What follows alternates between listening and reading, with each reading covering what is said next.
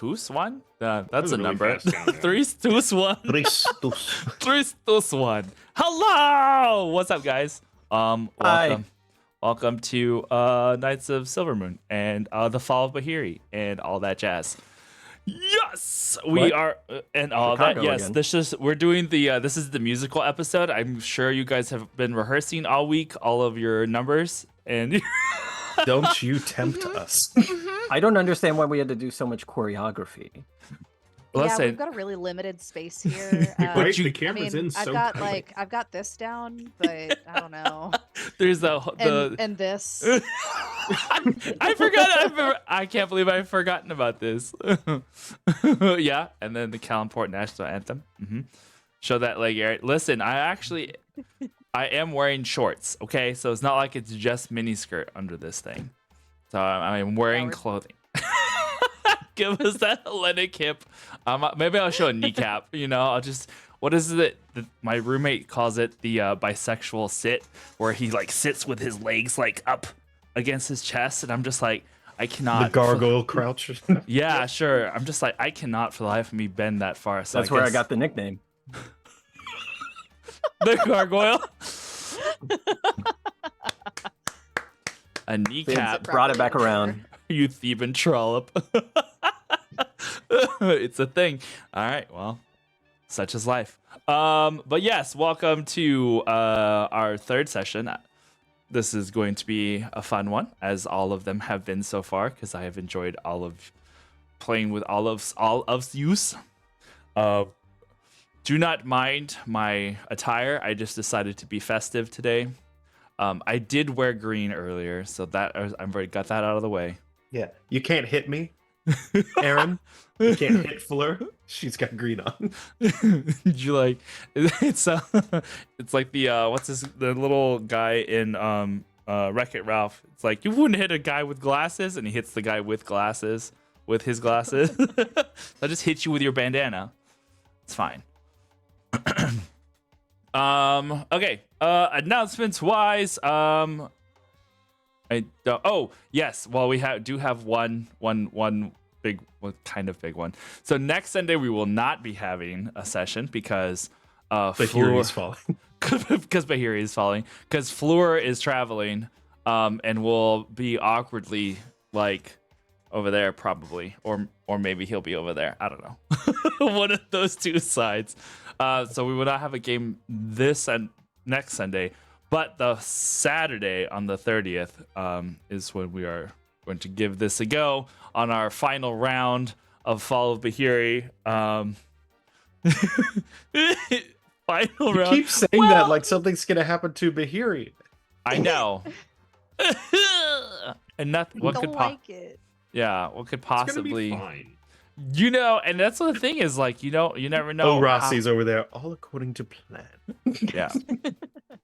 Perfect. 'Twas I who set the world ablaze. Every civilization that falls, I get a new arm. Oh no!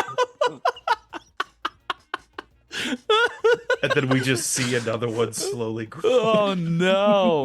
Do you think these things grew by themselves? Every 10th, I get an ice cream. I've eaten a lot of ice cream. Amazing. Well, Jesus Christ. how about you guys? You guys have anything coming up that you wish to throw out there into the etherverse? Happy St. Patrick's Day. Hey! Can we just like say things that we don't like? Yeah. Like a anti shout out? Yeah. I hate Jeff Jackson, the senator on TikTok. Fuck that guy. Yeah, that's fair. That's fair. Total turncoat. Okay. I can think of more. Well, Yeah? stuff that we How do much time do like.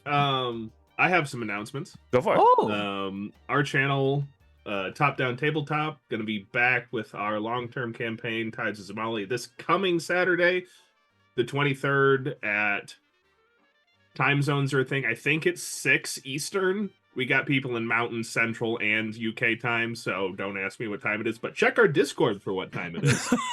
And Nice. anybody who has a time machine, we also were back today.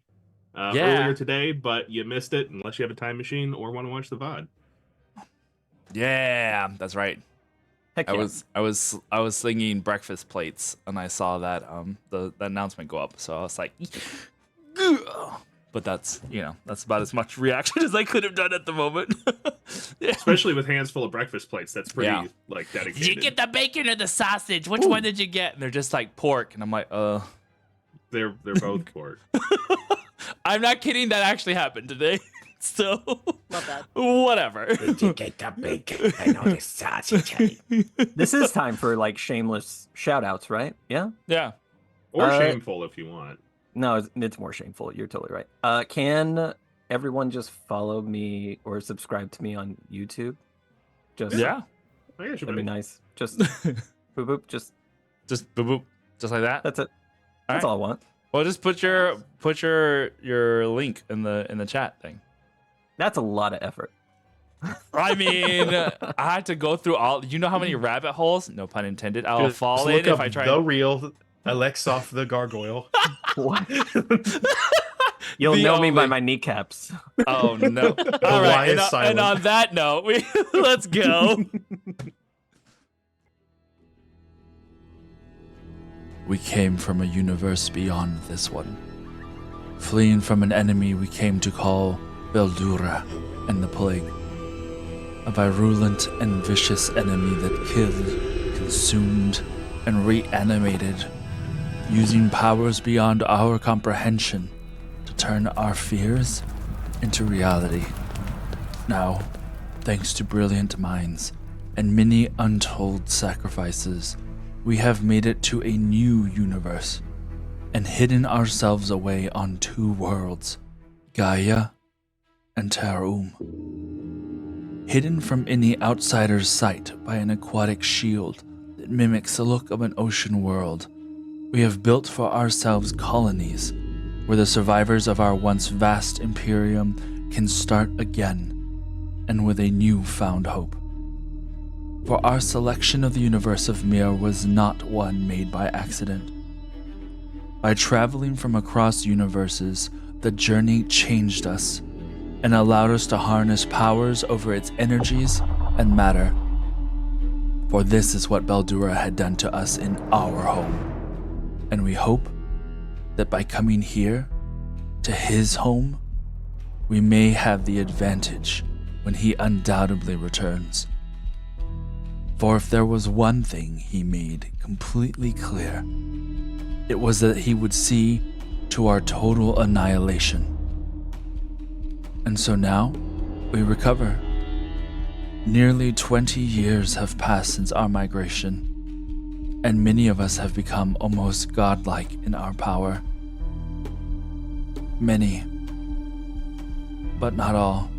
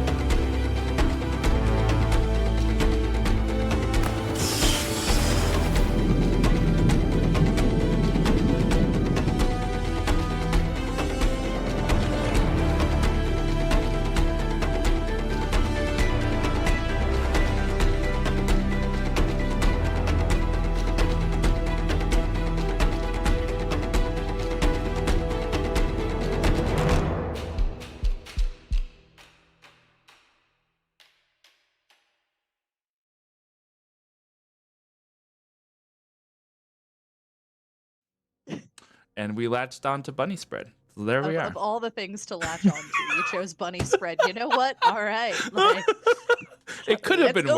worse. It could have been worse. It could have been worse. Just for the record, we are back. Oh yeah. Oh yeah. I knew what I was doing. Oh, that was amazing. All right. Let's do this. Last we left off, our intrepid heroes here. You did. Don't worry about it.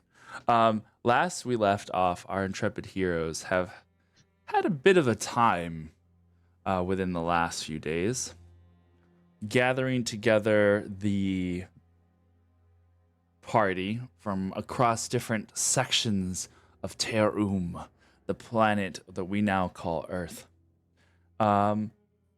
A conclave has been called of the two surviving of the leaders of the two surviving planets here. And as the time approaches, a few curiosities have emerged. The presence of an off-worlder, an inhabitant of this universe, and a stranger to the Drea. A young individual by the name of Saluk. And as the mysteries and concerns of his arrival, as the thought of Beldura, the one who has hunted you to this extreme region in a whole different universe, you have now have this little ticking time bomb that you hope to keep under wraps. Taking him to one of the foremost scientists here in Bahiri, a Dr. Aura. She has promised to do some preliminary studies on him, just to verify what he says is true. While within the science division, a curiosity emerged. One of Alexov's ghosts from his past seemed to point him in a direction, and the mystery behind a seemingly innocent wall as to what was behind it and why Fleur could not make a dent in it. But due to the heat of the situation or intensity of the situation, it was deemed perhaps it is best to cool off. And the party went outside the science division to speak. And it is about there we find ourselves. However, it is not there that we start.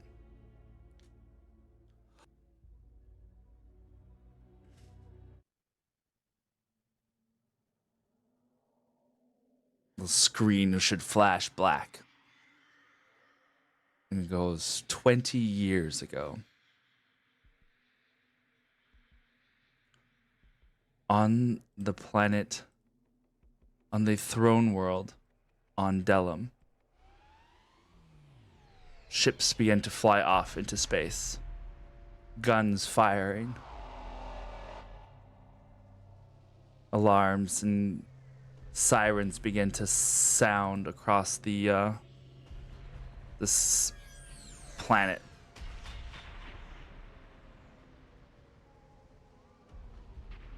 It is the day of the migration, and the last bits of the Draen Imperium are gathering together to try and make their escape.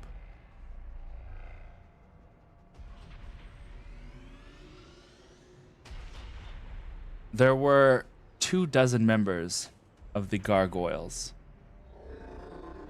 Currently, we focus in on 2 of them.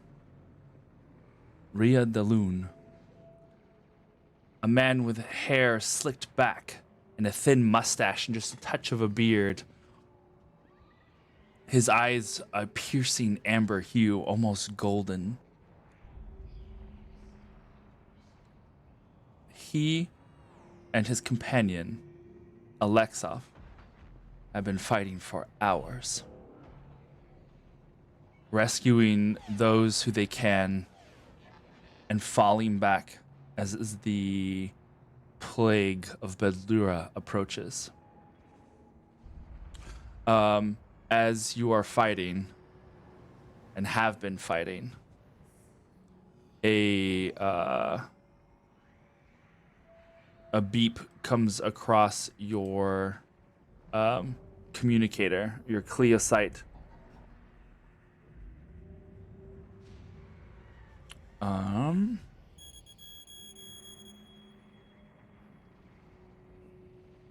And then you hear Ares.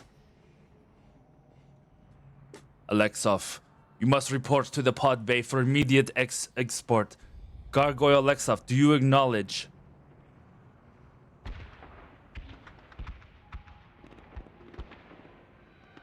I'm here. The knowledge you wield is too powerful.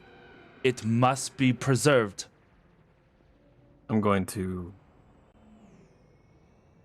cut it off before he can finish. And just, under very labored breath, curse at the plague and curse at the stone, and put it back in my pouch, and turn to Rhea, almost for reassurance. Okay. Hold on, let me get back to this thing. Quick. Lower that just a bit.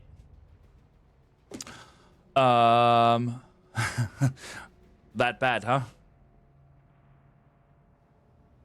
Damn fools. Nothing on this shard is worth even one life. We must do everything in our power to save whoever we can. Rhea looks at him, studies his face for a moment, smirks a little, gives a little bit of a half-hearted salute. Yes, sir, first Gargoyle Exoff, sir. Now let's see about getting these fine citizens to their pod base. There is a eruption. A large blast of energy from one of the nearby buildings. And a sickly spawn of black oily tar seems to like ooze its way, like shot from a water cannon. Just goes, and as it splatters onto the ground close by, there are several people who are running, and these tendrils latch out and grab onto them and immediately pulls them within itself. As this ooze then begins to form itself, it seems to have within it a few moments of gurgling pulses before it forms a large creature.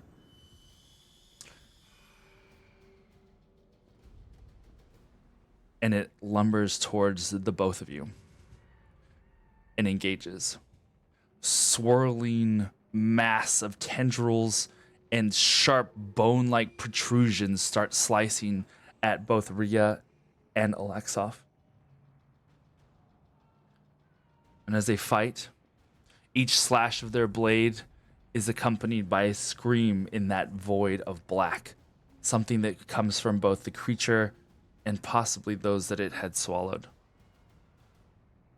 And just as it poises to make one fatal lunge towards Alexov, you see it sharpen this elongated tendril and stab towards him like a spear.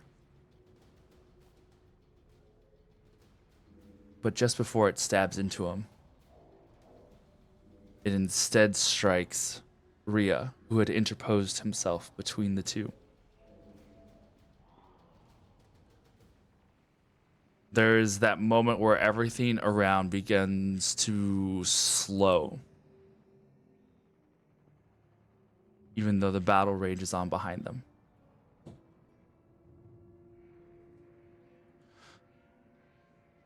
Rhea falls to the ground.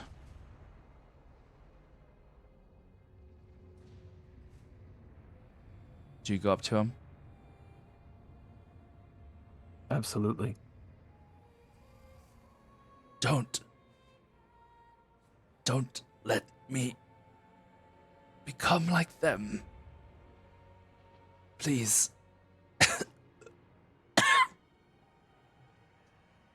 Alexov is going to cry angrily, try to spit out a singular sentence, cradle Ria's head, just like, it's okay. I'll figure something out, and just like almost like a someone who's blind is just like looking at all the resources that are spent. There are no health potions, there's no tech, there's an enormous wound in Ria that is starting to blacken like all those others that have become part of the plague. And Alexov gets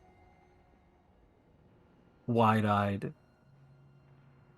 in a sudden moment of clarity and looks at to the audience, a full crystal sword. And out of the pommel of the sword ejects a long crystal cleosite shard.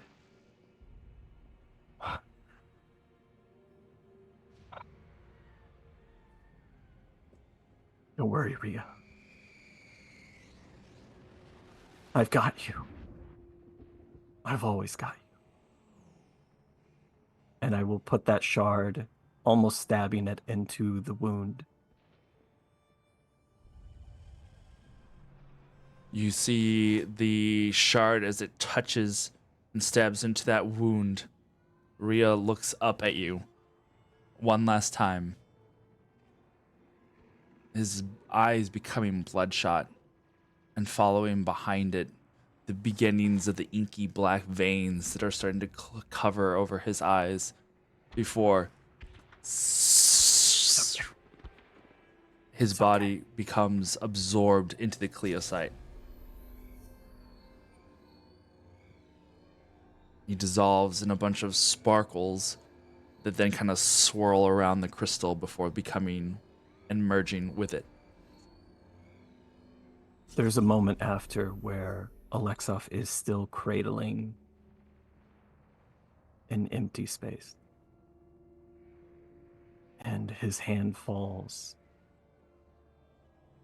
now seeing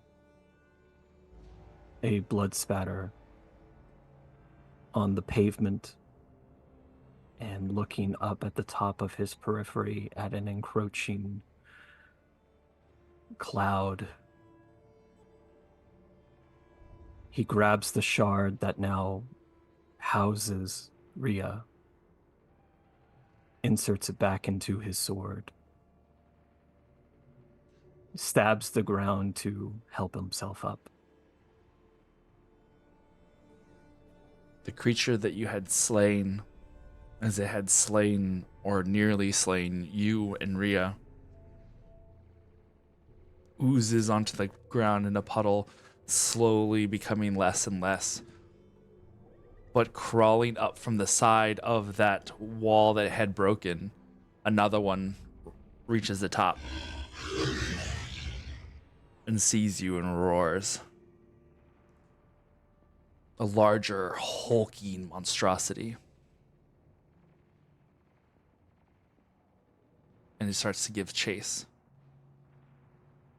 But your orders were clear. You have to get to the pod. Do you try and stay and fight it? Do you run for it? Alexov looks down, sees a bloody uniform, something that Ria took off before being absorbed into the shard, picks it up, and now knowing he holds the most precious cargo,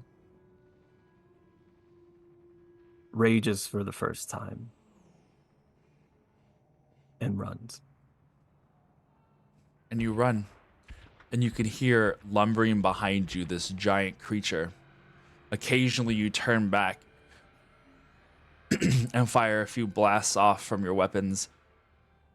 It just doesn't really even phase it. It just seems to like slow it down, but it gives you enough of distance to where you believe you can make it.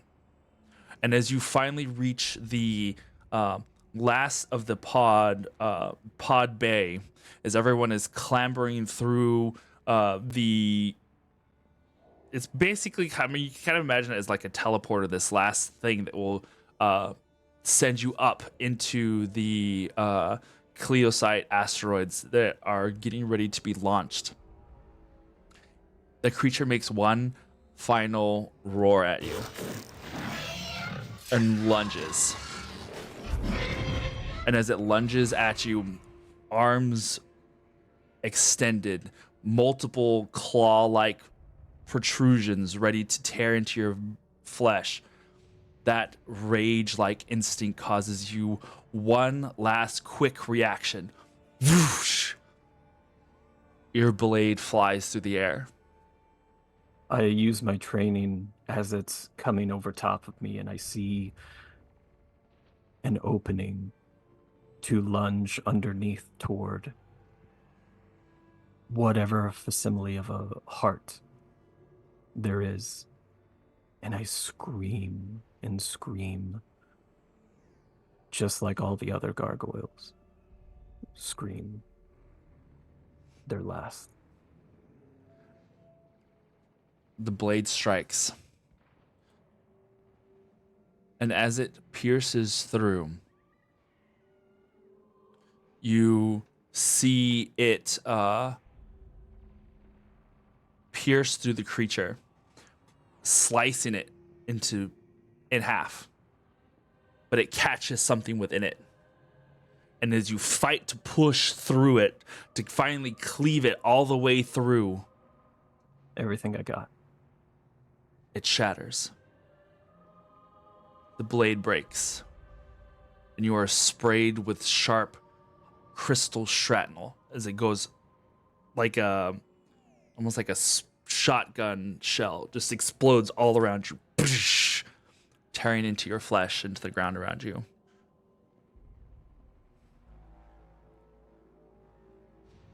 I fall back, more bloody and bruised than anybody should ever survive. Outside, whatever building I'm in is darkness, only maybe lit up by the occasional explosion. I see my sword next to me, freshly broken, the clear crystal clouding, knowing Rhea was inside it in some unexplainable stasis, and not knowing exactly what that means, I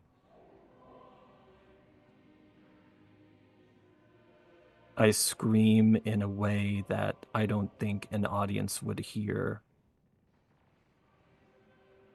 because there's still too much screaming going on.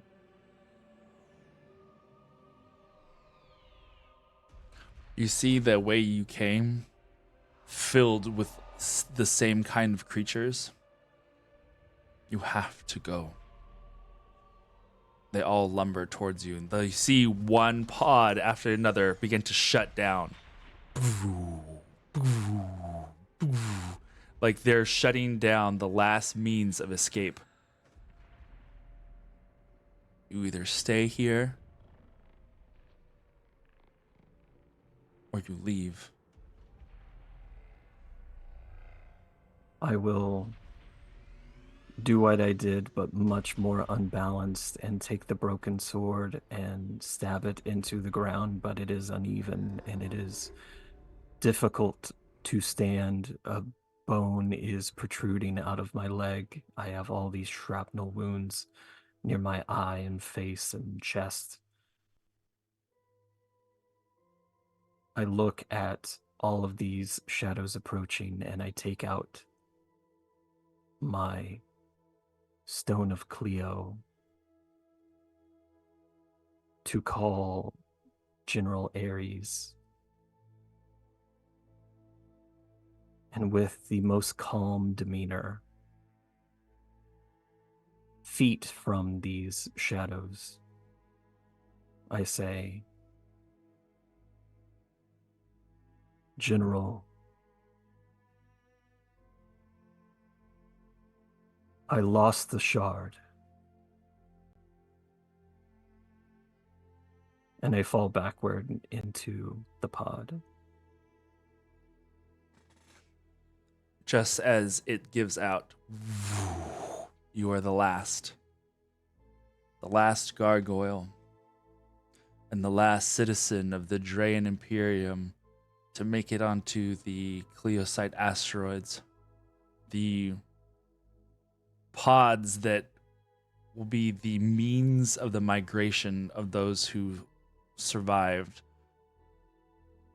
this wave of a plague that swept across the universe, your old universe.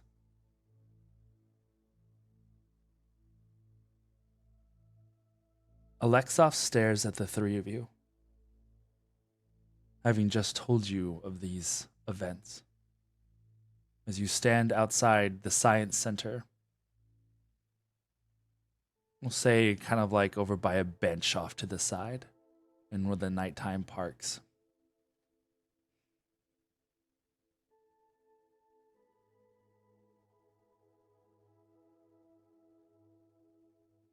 Alexov will continue after quite a pause, never having told that story in such detail. Ria de Lune, Moon River. I was a mountain, stoic, unmoving, unrelenting, born and trained for one purpose: to serve. And serve I did. But Ria was a river, dancing, celebrating, eroding even the mightiest of mountains. But I did not mind. The moon and I were happy to crumble. This is my penance. I was the first gargoyle, but contrary to popular belief, I am not the last. Ria lives inside a broken sword, inside my broken heart. I never told him I loved him. I love him. Did I save Ria? Did I simply delay the inevitable? Did I fracture his body and soul? Did I doom us all? He haunts me every day. Fear exists in the periphery, but so does love. You all know how I grieve and how dangerous it can be, and old gods know how I cling to it. But the mountain of grief I wield is nowhere near as treacherous as this single shard of hope.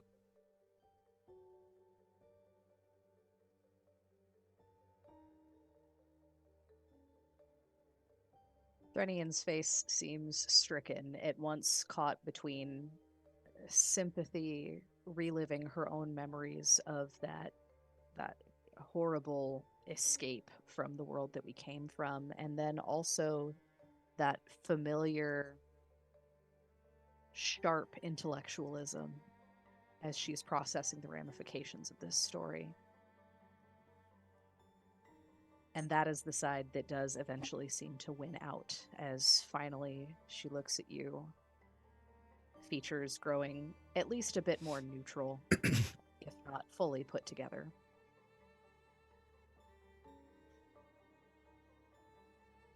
Alexov, you said that We've all seen that which is felt by the plague becomes of it. And that was progressing as you pulled him into the stone. Correct? Yes, Thren. And now that stone is a part of you.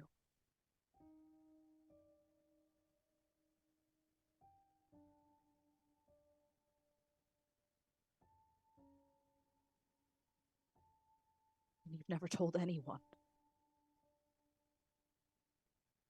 No.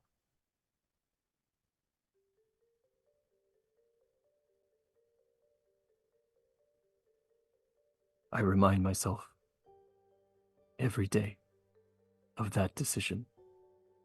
I always carry the sword heavier now that it is less.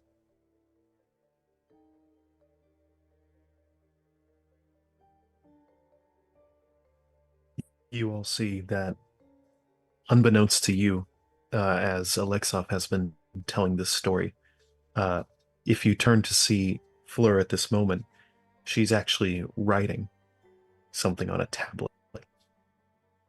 And at this moment, she kind of looks down at what she's written and goes to put it away.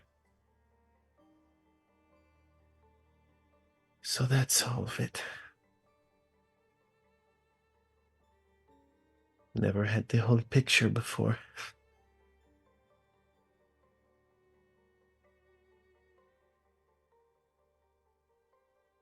I'm sorry you've had to carry this around, Alexov.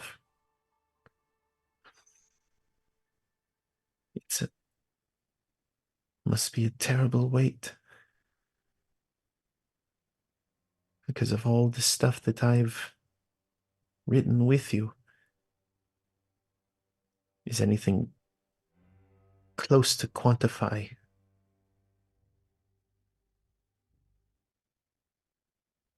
I'm astounded that you're sitting here before me.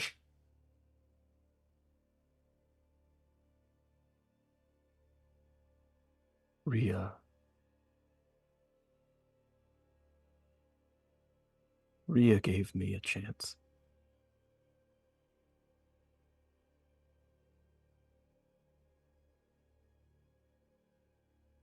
And I regret not loving before. Only fighting. And General Ares,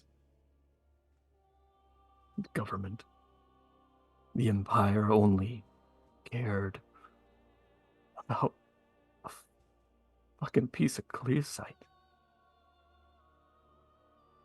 Above all those people.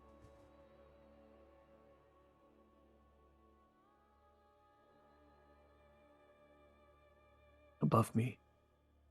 Above Ria.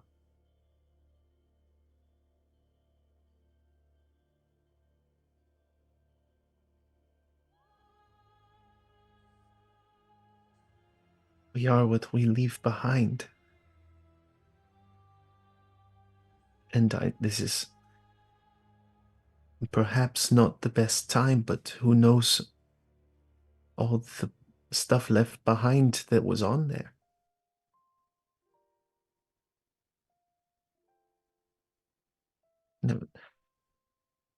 Never mind. Knowledge to be rebuild can, the knowledge to rebuild can be found in people again. I think that your heart was in the right place to try to save the people, Alexov. But keeping a secret like this? If that blight is in you... It's not. How do you know? How can you be sure? It's not. I've been talking with him for a long time about this. And you find that sufficient?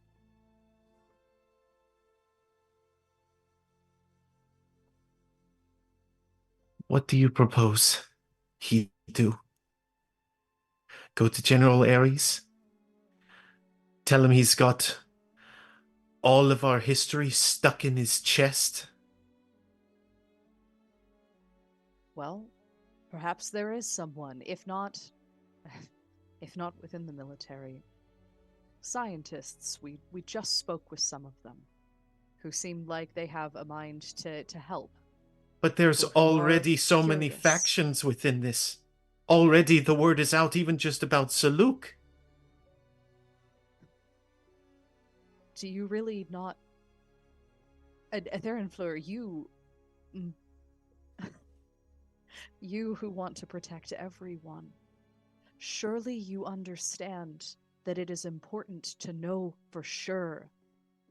You know where we come from. You know that words, even truthful words, can lie. You think words are sufficient to detect something like that? I have used more than words. And I asked you to explain, and you declined to do so. So forgive me for going based off of such assumptions. For Forgive me 18 for going years. based off the information I have. For 18 years, I have been talking with Alexov.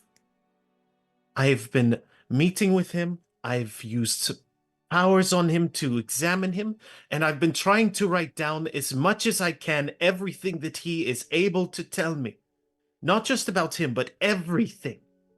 Every little minute detail that is stuck in him. I've tried to preserve it and use it keep it in a way that will make it outlast me, but I can't trust anyone else with this. I've never been able to trust anyone with this. They look at him as a monster. Did you see the way that they looked at him when he was trying to break the wall?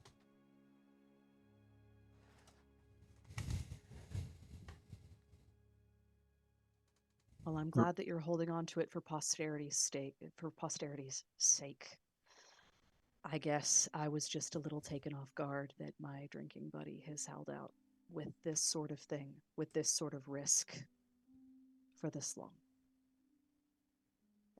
And maybe you're not the only one who feels like your trust was broken a bit here.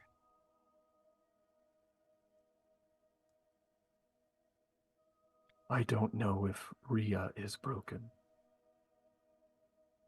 And I'm very sorry. That's why I kept it to myself, because I knew it would start an internal war. More damage would be done. And if I'm being totally honest, I could only ever think of Rhea. Are they broken? Are they shattered in this stasis? If I let them out, will they be immediately consumed by the plague? Will the plague have gone from them?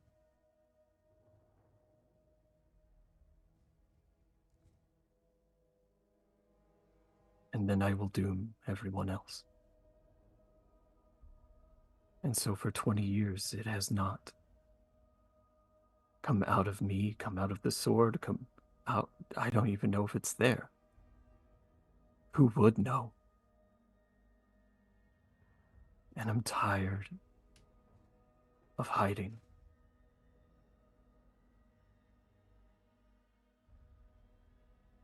When we move dimensions,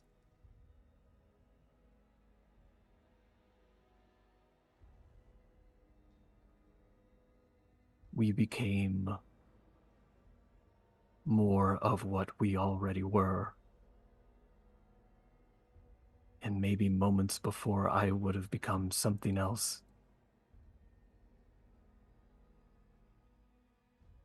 But I am only grief now.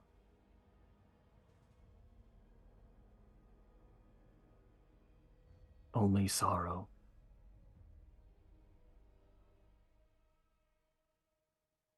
only thinking of Rhea, and Rhea is only thinking of me.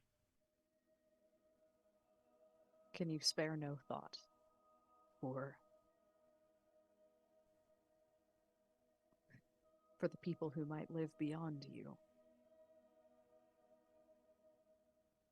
Alexov is going to stand and get very close, almost like talking to your ear.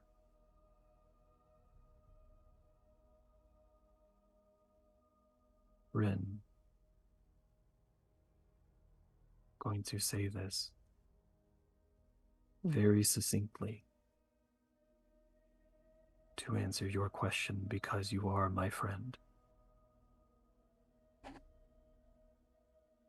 I could let Rhea out anytime. And because I do not know what will happen or who it could hurt, even less than a percentage of a chance, I choose to live without who I love, even for a moment, even for a moment of gasping breath. We have all lost so many. What would you do for one moment more? And I declined. I've spared more than a moment. 20 years of moments.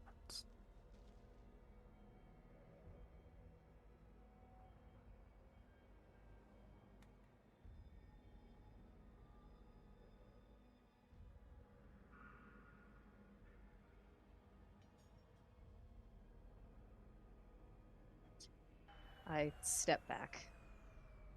Not abruptly, not sharply, just enough to establish a more comfortable body distance as I shake my head.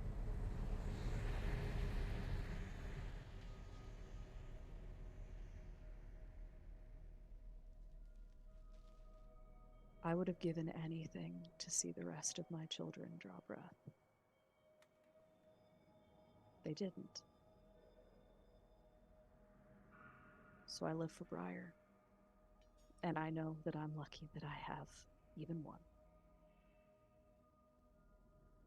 But I never wanted Briar to suffer because I wish I could have seen her siblings grow up too.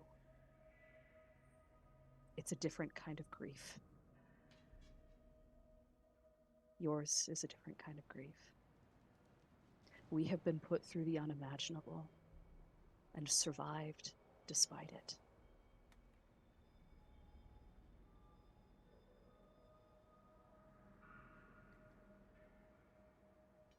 And it's up to you to decide if you're going to do any living beyond that survival and that grief. If I can help, I will.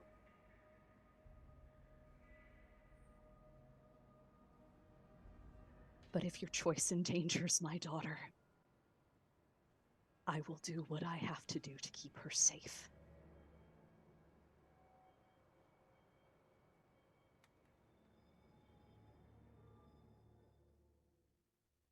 I think there's an intense stare down of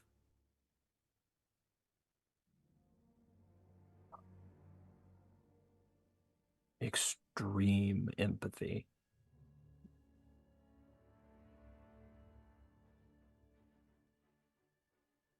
And I will, after who knows how long, will shift my focus over to Floor for a deep nod of like, thank you for defending me.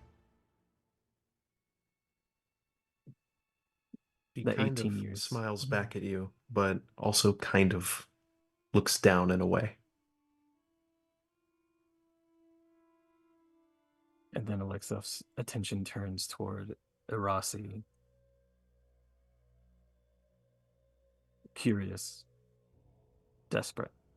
When Arasi sees Alexov sort of glancing him over, looking for some sort of response, and it's like, well, that certainly filled in some questions I had about the official report, which I don't think really need to be answered for anyone else other than my own curiosity's sake.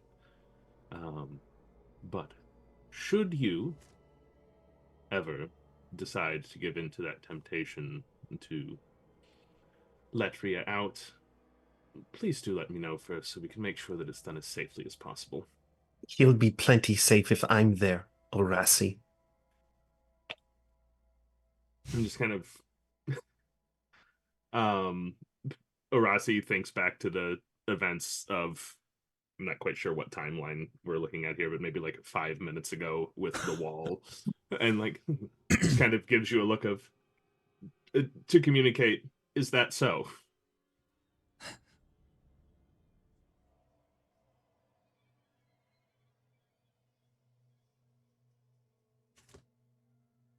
By the way, DM, I think where he was sitting on the bench and like where his feet were, there's just like a crater.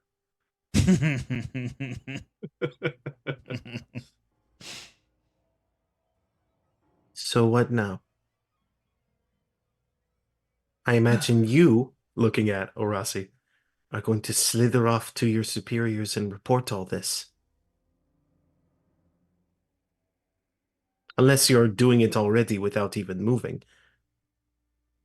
Well, I can do that, but I haven't. And I don't see any good to come of that. I know that they're going to want to get the shards back. And whatever that means for Alexov probably won't be overly pleasant, and if I'm being honest, I'm not also overly optimistic about what can be recovered from such a shattered artifact. Where that makes him like full body shiver. Yeah. Where'd you get that drink? Oh, this one? Yeah, I like Got it to out think of the that you've been vending drinking this whole time. He has like 6 arms. Yeah, I got it from the vending machine on the way out. But no, unless I have any sort of, I don't have any reason to expect that anything untoward is going to come bursting forth out of any sort of crystal shards in the foreseeable future. I think it would only cause, well, there's people that would want to find out what's in there and would want to let things out and see what can be recovered. And I'm of a mind, I think, with Threnian that doesn't seem to be causing any danger right now. So you might as well not let anything out. We're agreed.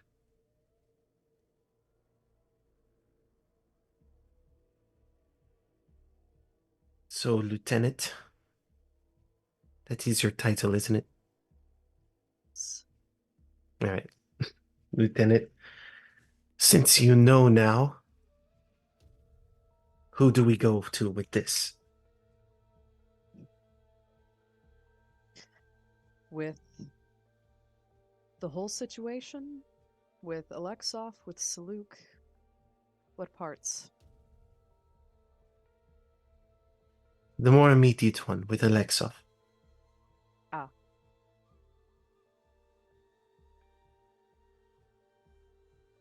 And she looks over at Alexov, scanning, as if looking for any visible signs of plague or some fracturing that might indicate danger. And DM, do I, in the course of all of this, have I noticed anything odd about the appearance or perhaps the voice of my friend Alexov?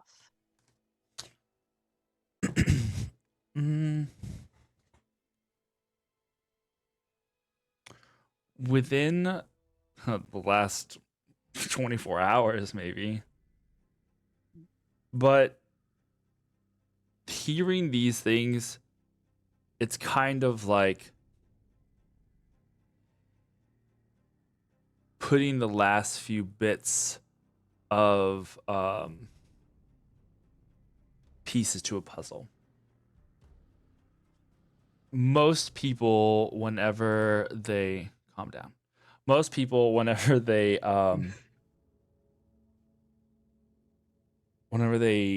came across the migration and with the advances in power,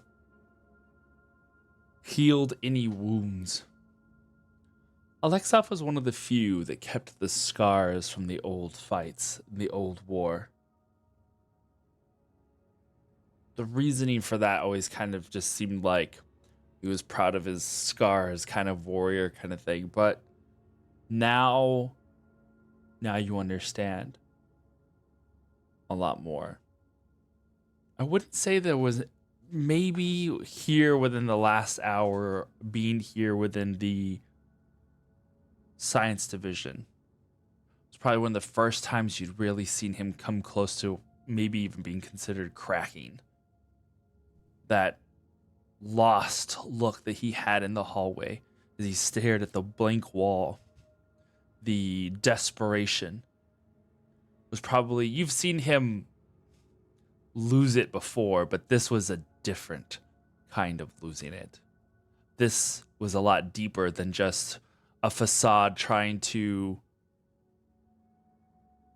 flex something away. This was earnest, and it was probably one of the first times that he had earnestly looked lost versus like drunken stupor, like he's just trying to forget kind of thing. This was a very specific thing. Okay. Failing to find danger, and in its place, seeing a very, very broken man, I let out a sigh.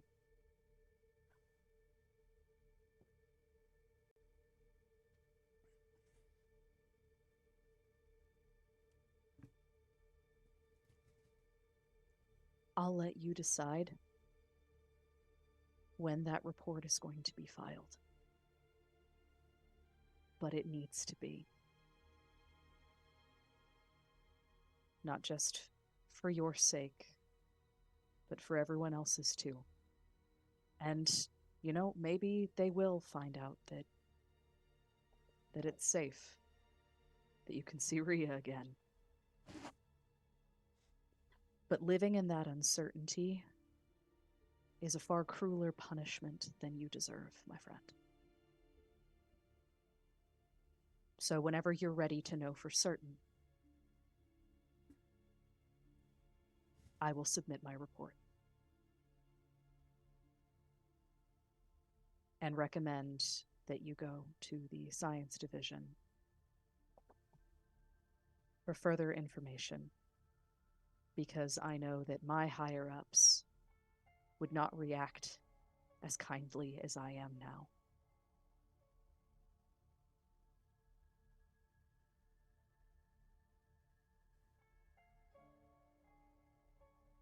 Alexef will take a deep breath, like through his teeth.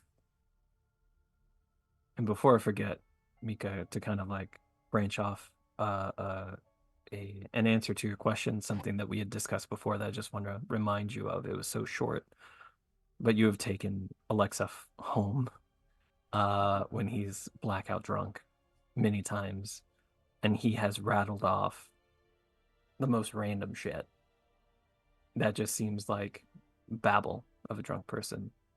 But it kind of struck you as like, that seems kind of accurate. Oddly insightful. Like, that's a scientific algorithm right there. And now you're kind of realizing that there was less of a barrier there to all of this information from the shard that had gotten thrust into him.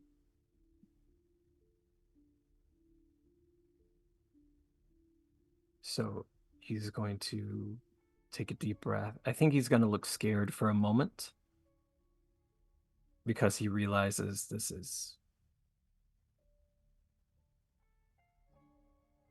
a secret that he's held for a really long time, and now it is known by 3 people of varying importance, or in like different like important fields. And I think he's just going to smile in the comfort of partly who you all are to him, the trust that is there, and what you all have said. But I think in just the relief that it is not, among other things, fully encased in himself.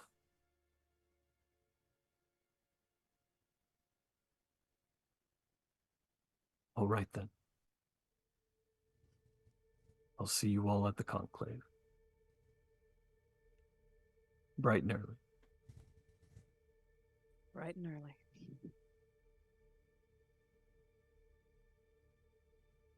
I'll be there. Oh, and as I will likely be on the hook for Saluk's current placement, as we were walking, I did recall, I think there's an article somewhere that states that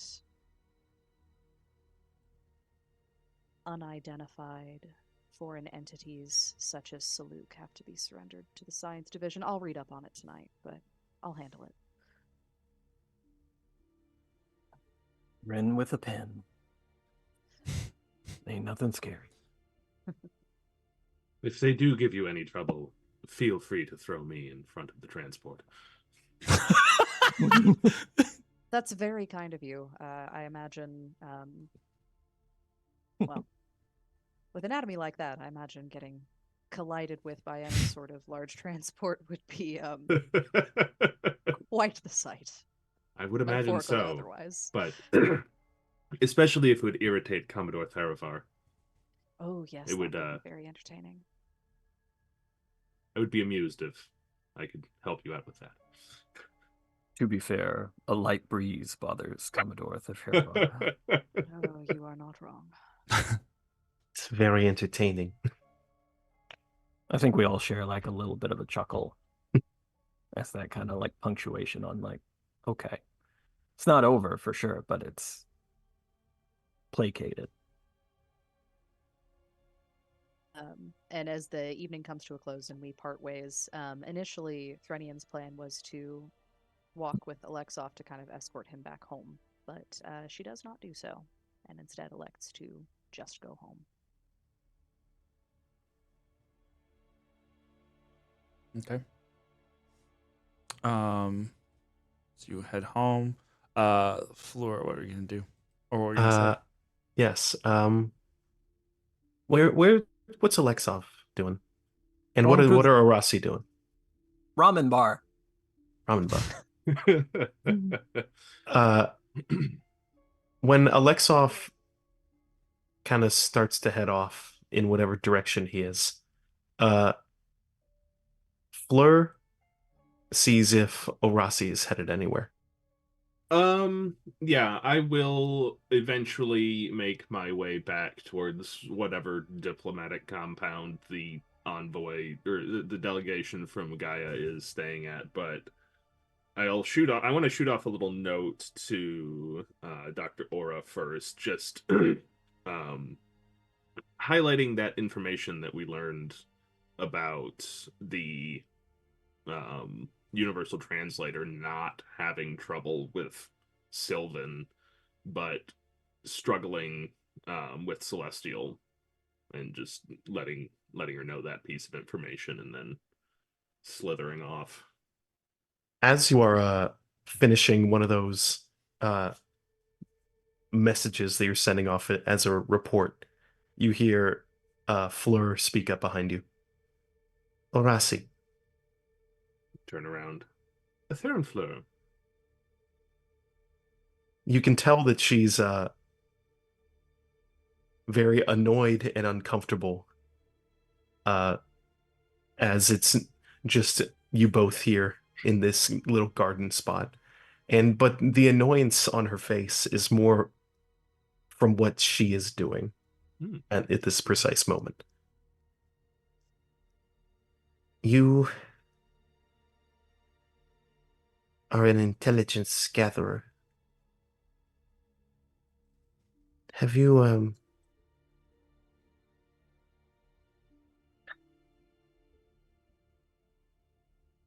on Gaia,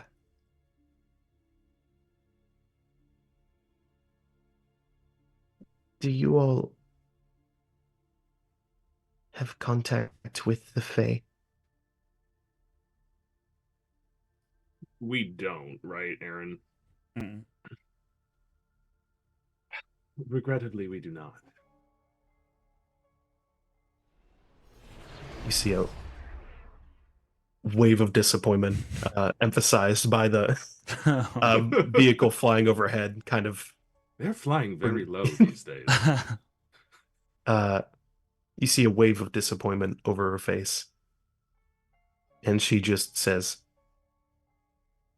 I see. Well, thank you anyway. Of course, there are many who would love to find if such a plane exists in this world. I've tried very hard.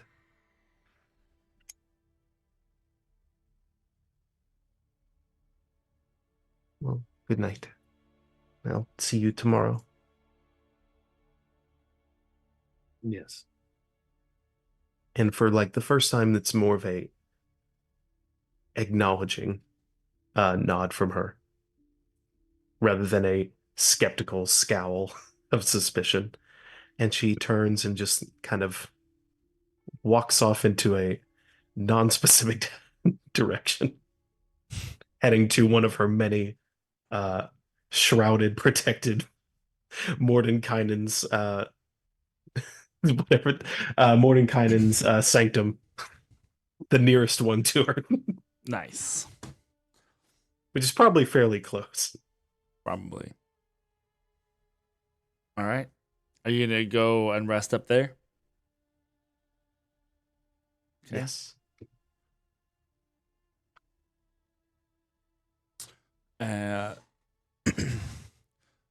Alexov, as you are walking and making your way back to home, you find yourself back on the tram again, heading to the outskirts of town. It's relatively quiet this part of the evening. And you look out at the night's cityscape. There in the distance, you see some fireworks going off over one of the parks, as you assume it is part of the welcoming celebration for the Gaians as they are visiting. Undoubtedly, there is feasting and all sorts of hobnobbery going on over there. And as the light in the cabin flickers a little bit as you pass through a tunnel that passes through a building and past a station, when that light flickers back on, in the reflection, you see Rhea sitting next to you, looking out the window in the same direction that you are.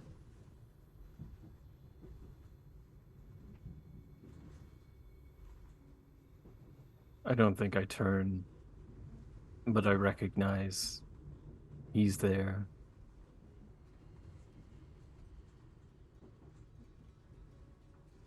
I remember you enjoy celebrations.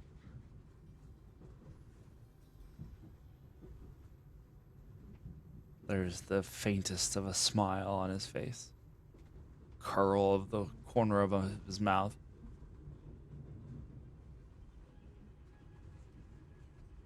I guess we're celebrating too.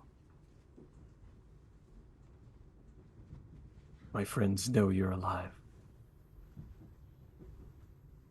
For the first time, his eyes shift from the direction that you are looking at to look at you instead.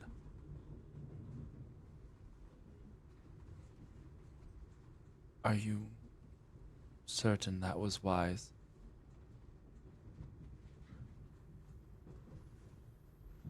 No.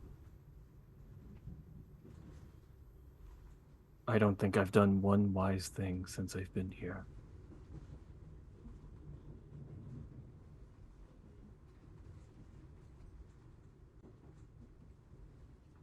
The flash of light shifts again. And now he seems to be on the outside of the train, looking at you, floating alongside the train as it moves through the neighborhood. It just looks like he's like, it is not like he's sitting there next to you, but it's like that ghostly way of just like his reflection is your reflection staring back at you instead. And you see in his eyes a sadness.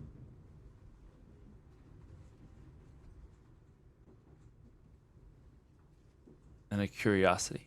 He just kind of tilts his head a little bit.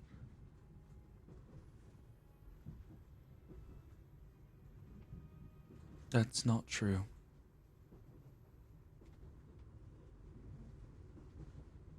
You're beginning to see how wise you truly are.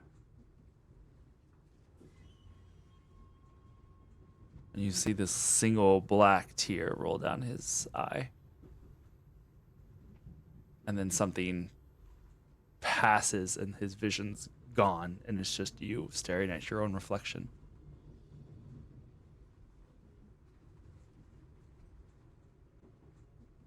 I don't think I ever moved. Just constantly looking the same direction. A very fleeting acceptance of the circumstances.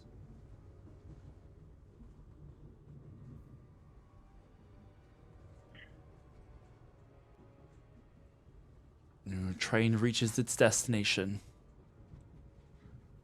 As you walk down the streets,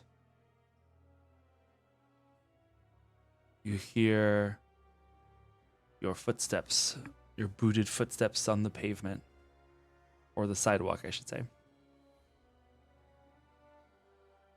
And that same haunting apparition that seems to follow you from light spot to light spot.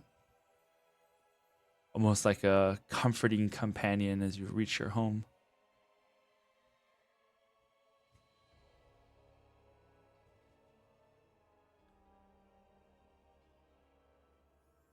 I think that night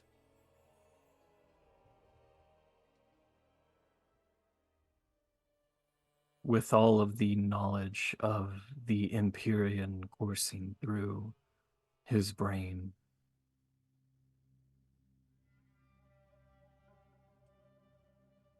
he gets something sharp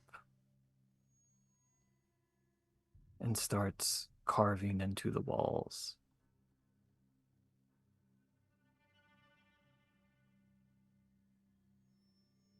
Nothing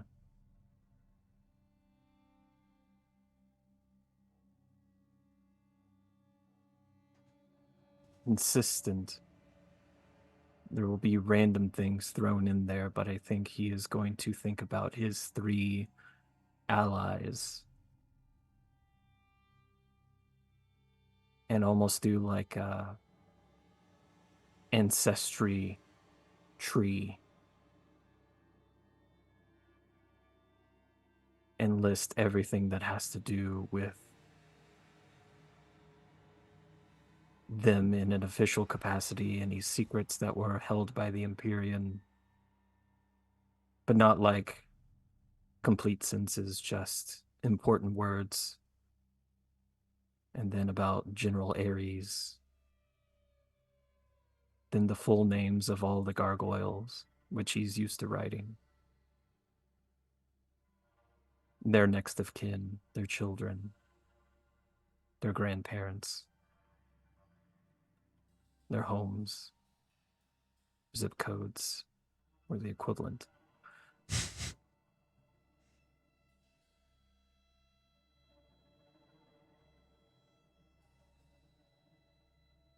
And I think it ends with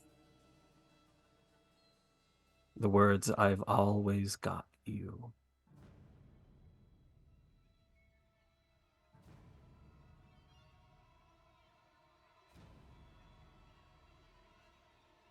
Even though you don't look at him, behind you, the image of Rhea smiles.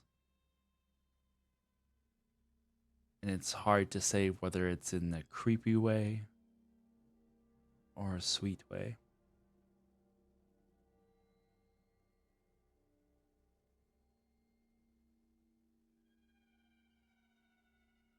As there's a little bit of split to him. And in part to you.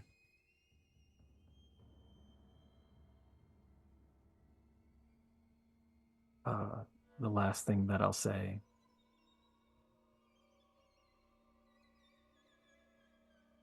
acknowledging Rhea's presence and the smile, I will start laughing to myself. Rhea, you know what's really funny? Before all this went down, as a joke, when I was issued my sword, as per tradition, I gave it a name.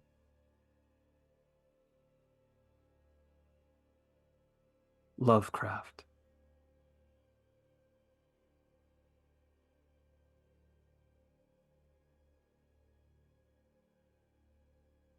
And he continues carving.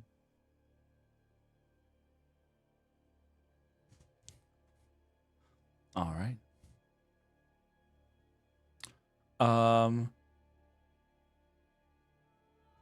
Arasi.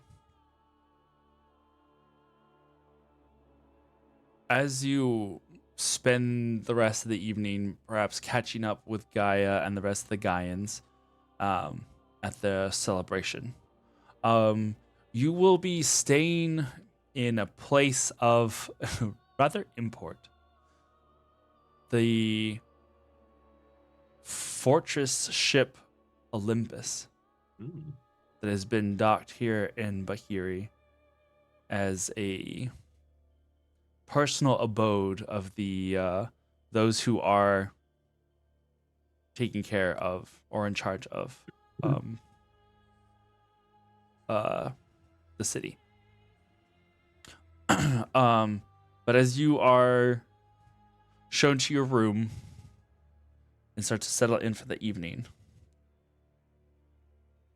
you get a mental sending from Dr. Aura.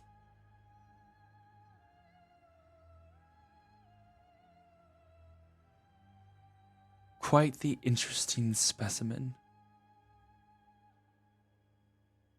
Indeed, rather harmless,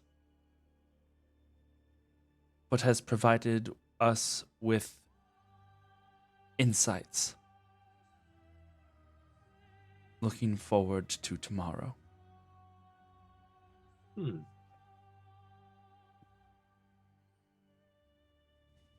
Interesting. Is this the kind of sending I can reply to? Yeah.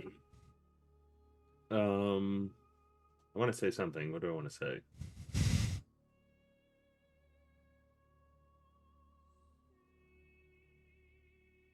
Nothing noteworthy enough to communicate this evening. And if it was a text message, it would have like 3 question marks after it. The implied question marks. Love that.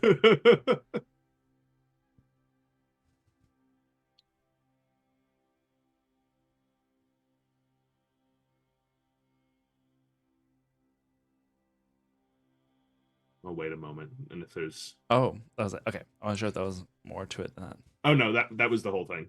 That was the whole thing.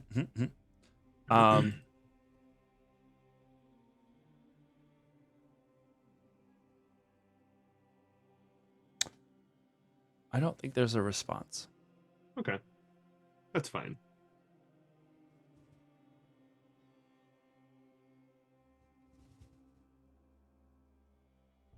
Go ahead. Go for it, then, Ian.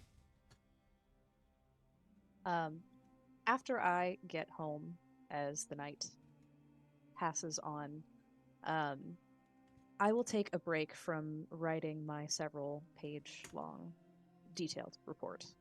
One of several that I plan to write this evening, even though I won't be filing all of them right away. As I set my pen aside and kind of push the papers, and after a moment, I will get up from my desk and go over to an equipment area where I will pull out a small silver hand mirror. And just out of curiosity, just confirming some things that I had asked for before, I would like to scry on Saluk. Okay.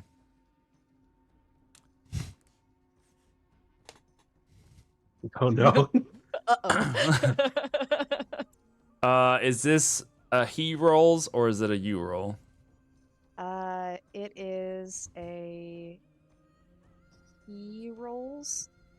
He can choose to fail the saving throw voluntarily if he wants to be observed. Otherwise, it is just a neutral save against my spell DC. It is a wisdom saving throw DC 21.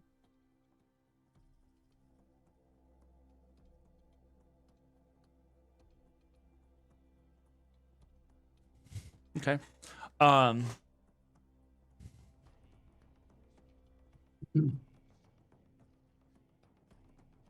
gonna go ahead and roll it just for funsies.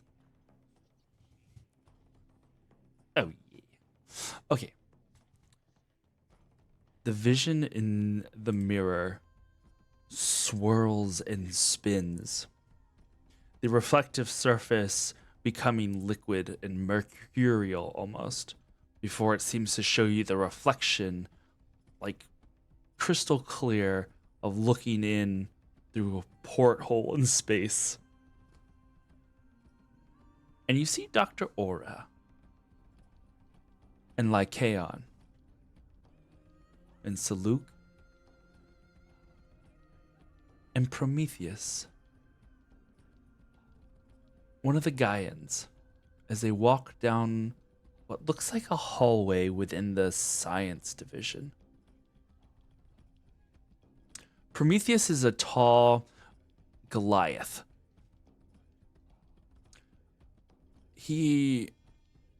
As he walks, kind of a little stooped down a little bit in the confines of the hallway, you can see that he and Saluk are having a conversation. 2 seconds.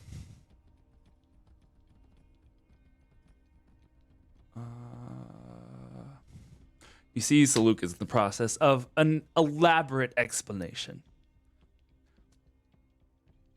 Indeed.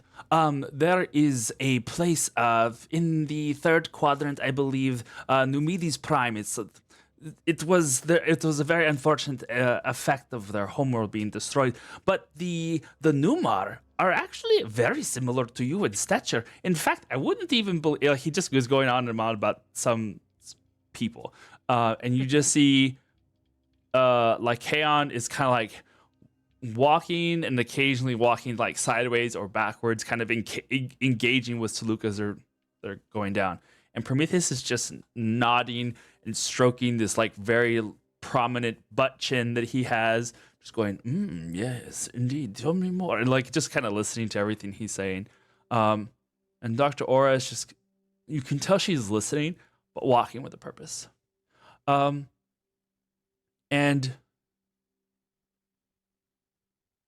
I need you to make a perception check for me. Okay. I get advantage on those. Oh, thank goodness I got advantage on that. That is a total of 24.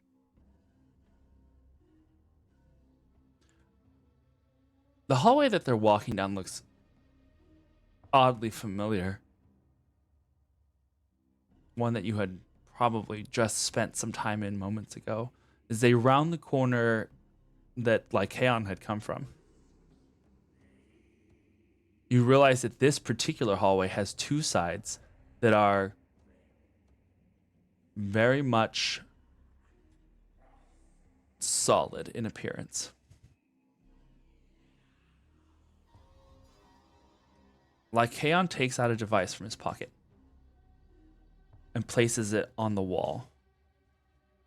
You recognize this as a piece of old Drayan technology, not really in use much anymore. It's on the opposite wall of where you would, if the wall that you guys had been focusing on was a square, it is the opposite wall of the hallway from that, if that makes sense. Okay. Mm-hmm. He places the device on that wall and activates it. And you see that the solid stone morphs and then shimmies open to create a doorway. And Dr. Aura walks in, and Lycaon gestures for Salute to follow. And Prometheus ducks into the doorway. And the moment that Salute passes, the scry ends. Okay.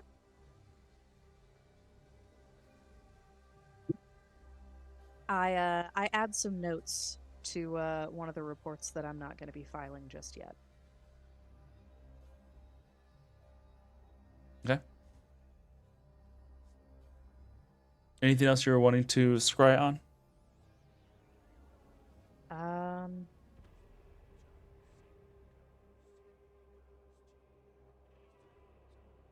Hold on.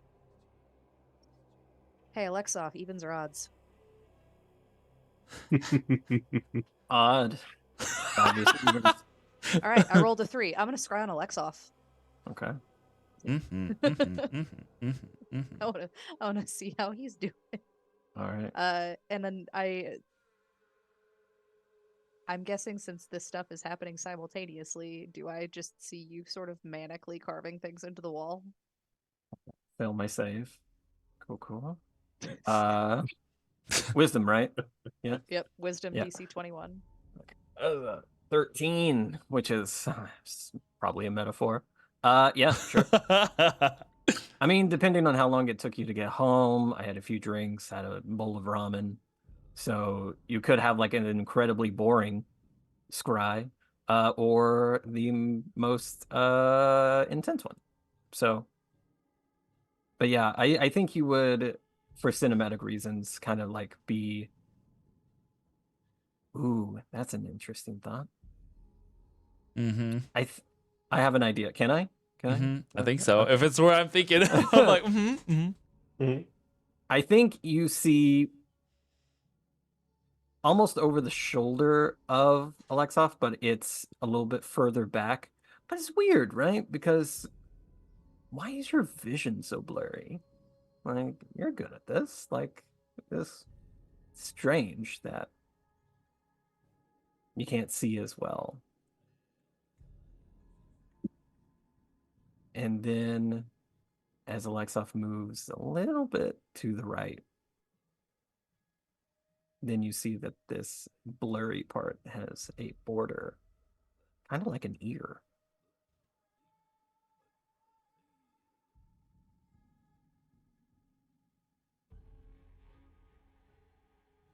Has the shape of like a shoulder, a neck, a head. Most transparent.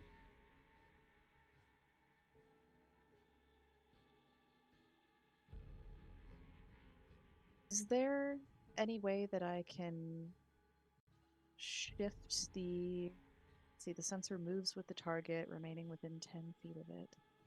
Oh, It has to, yeah. It stays. I don't think you can not move it. I mean, you can't. I think for all Yeah, you intents and can move it. purposes, you can move Yeah. it. So it doesn't say Okay. it stays fixed in one place. So by all means, it is your GoPro. Okay. So I kind of like when you're playing a video game and you're like moving the screen to try to see if you can adjust your view. I'm gonna kind of like tilt the hand mirror a little bit and see if I can get a slightly different angle. Or see if I can move enough off to the side that I can see both Alexoff and this transparent figure. Aaron, I don't know what you were gonna say before. Was this? I was just curious if this was going to be on the train or not. Was this on the train, or is I this when think- you're at the house? I think it's at home. Okay. Honestly, it's a meta decision just because I think it's more interesting. Yeah. No. Sure. I'm totally down. It's shifting it enough. It does seem like a humanoid, transparent blur.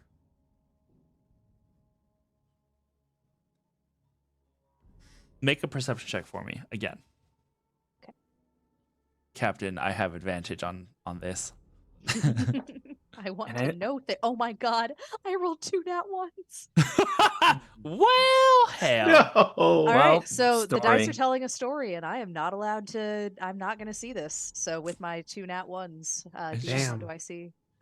Yeah, If the blurred, I mean, you already saw the blurred image is there, but then you tilt the you tilt the mirror again, and it just kind of shifts out of perspective or out of view, and it looks like, to your logical mind, it had to have been just a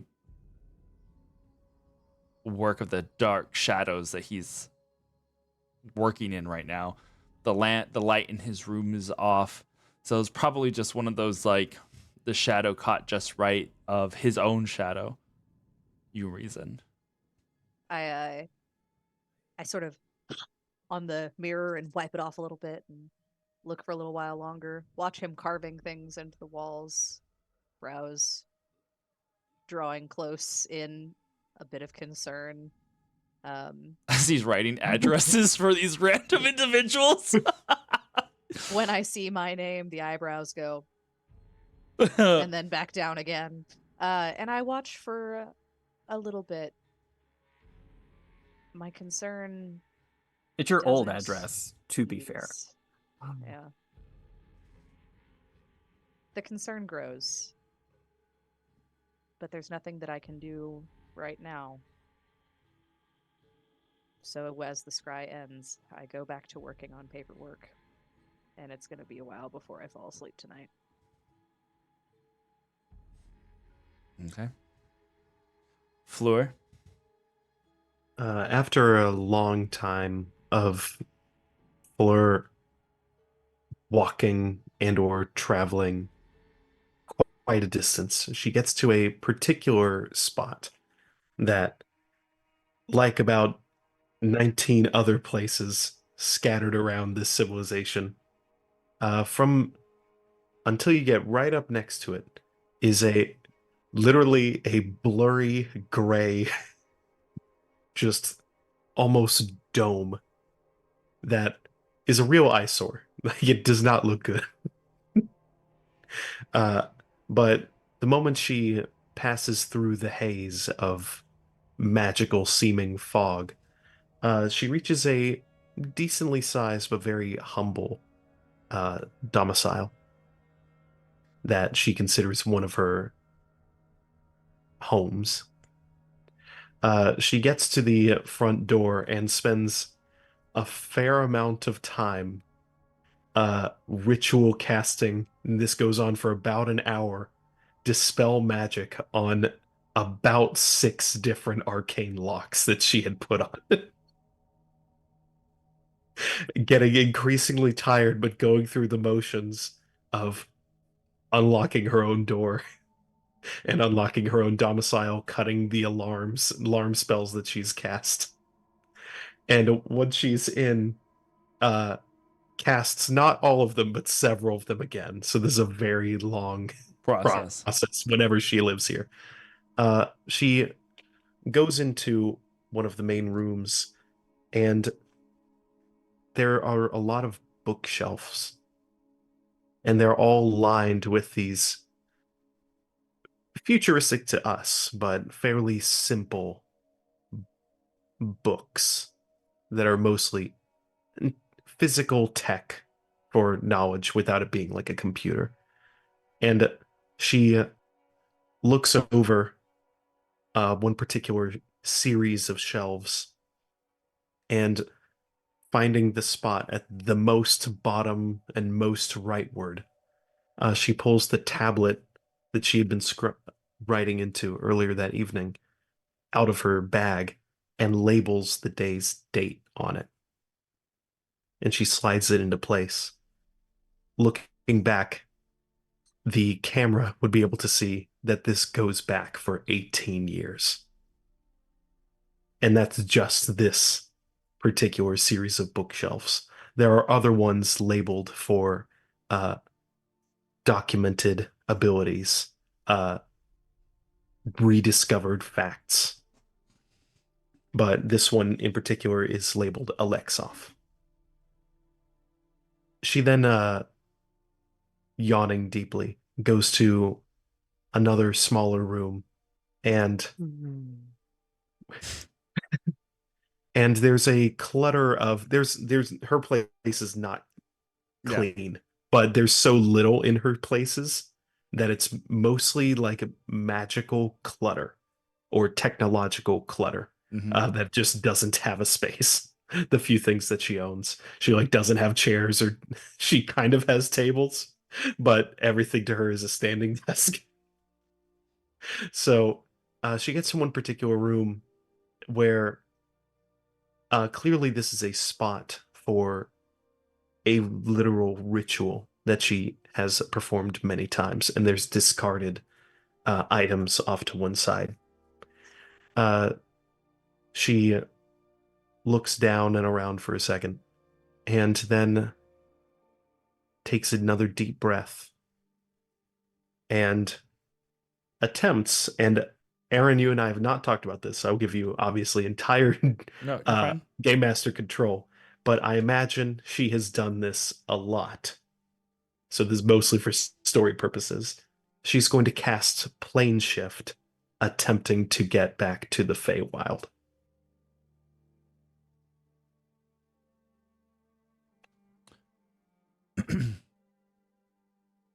The conversation you had earlier,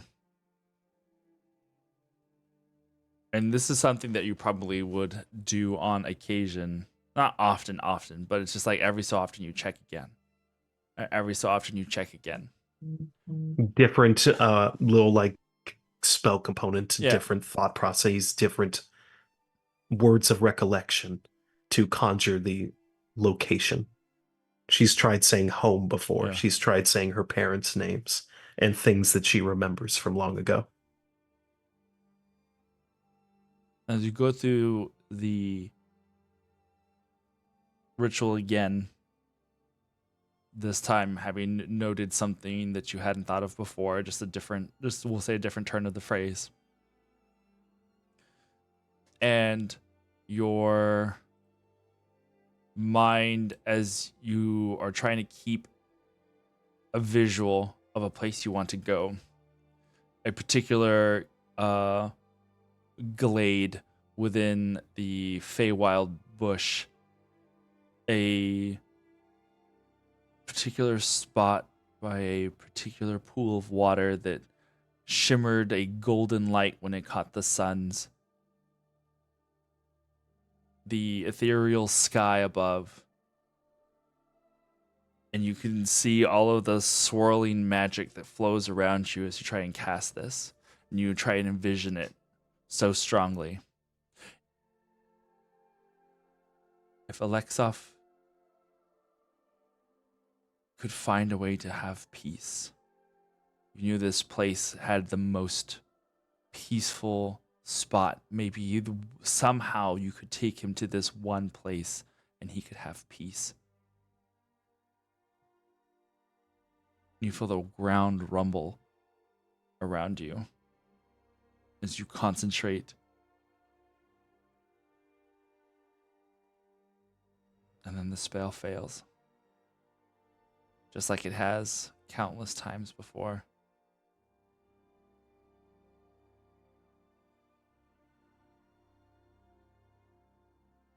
Her hands go to the divots on her skull.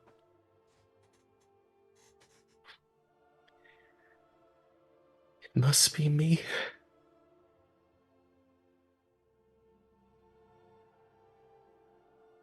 And she's going to, very downcast, go to the semblance of a bed that she has.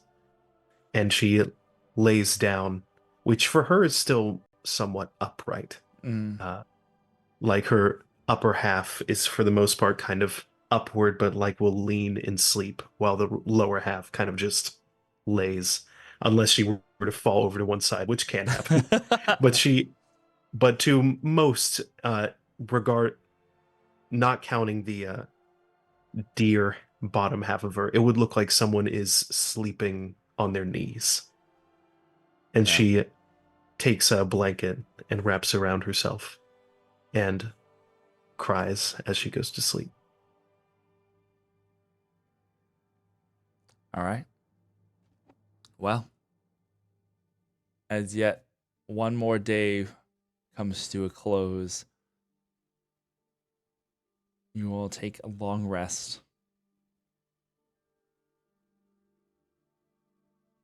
As we begin the next day.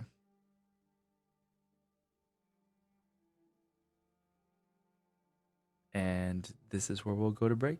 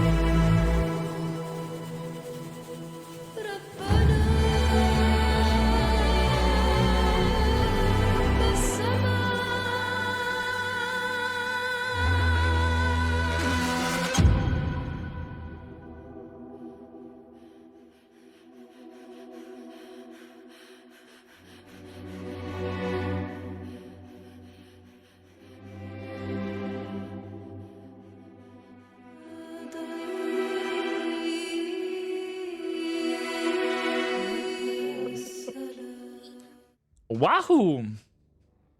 You gotta enter a room like Mario. That's just the rules. Wahoo! Wahoo! Yes, punch the closest thing and step on the smallest thing. Like you do. Like you do. You know. Eat a random Da-da-da-da-da. mushroom you found on the ground. Yeah. Da-da-da-da-da. Hey, I did that yesterday. Throw a couple of tortoise shells at people. What's the worst that could happen? I did That's him, change. I was officer. very uncomfortable. I'm now much more comfortable. Can we I know. do the fall of the Mushroom Kingdom next? Oh my god. Can it be yes. like the start of Super Mario Galaxy? Ooh, that's a I've good never, idea. I've never played that game before, so No, it's a good one. It's great. I'll put it Literal on. like meteors are destroying the Mushroom Kingdom, and Oh, okay. Yeah, that makes sense. Okay. Sure. very apocalyptic. Okay. Where are we? Here we are.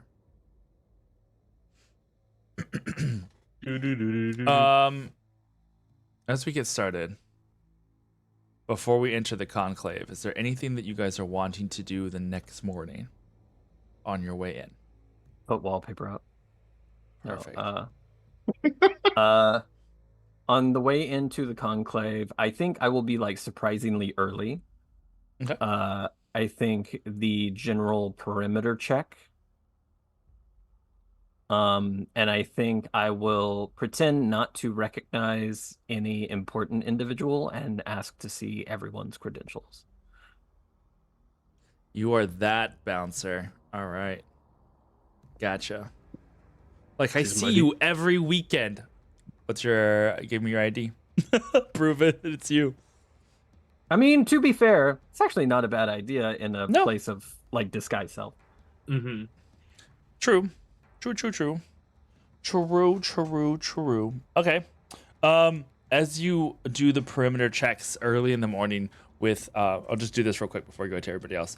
As you do the perimeter checks early in the morning in the giant structure that the conclave is held in, the large golden walls or the large golden halls of this conference center with its large stained glass windows and Interestingly enough, it would seem like it would echo a lot, all the footsteps of people coming and going, but it's actually surprisingly quiet. It's kind of like entering a really large library.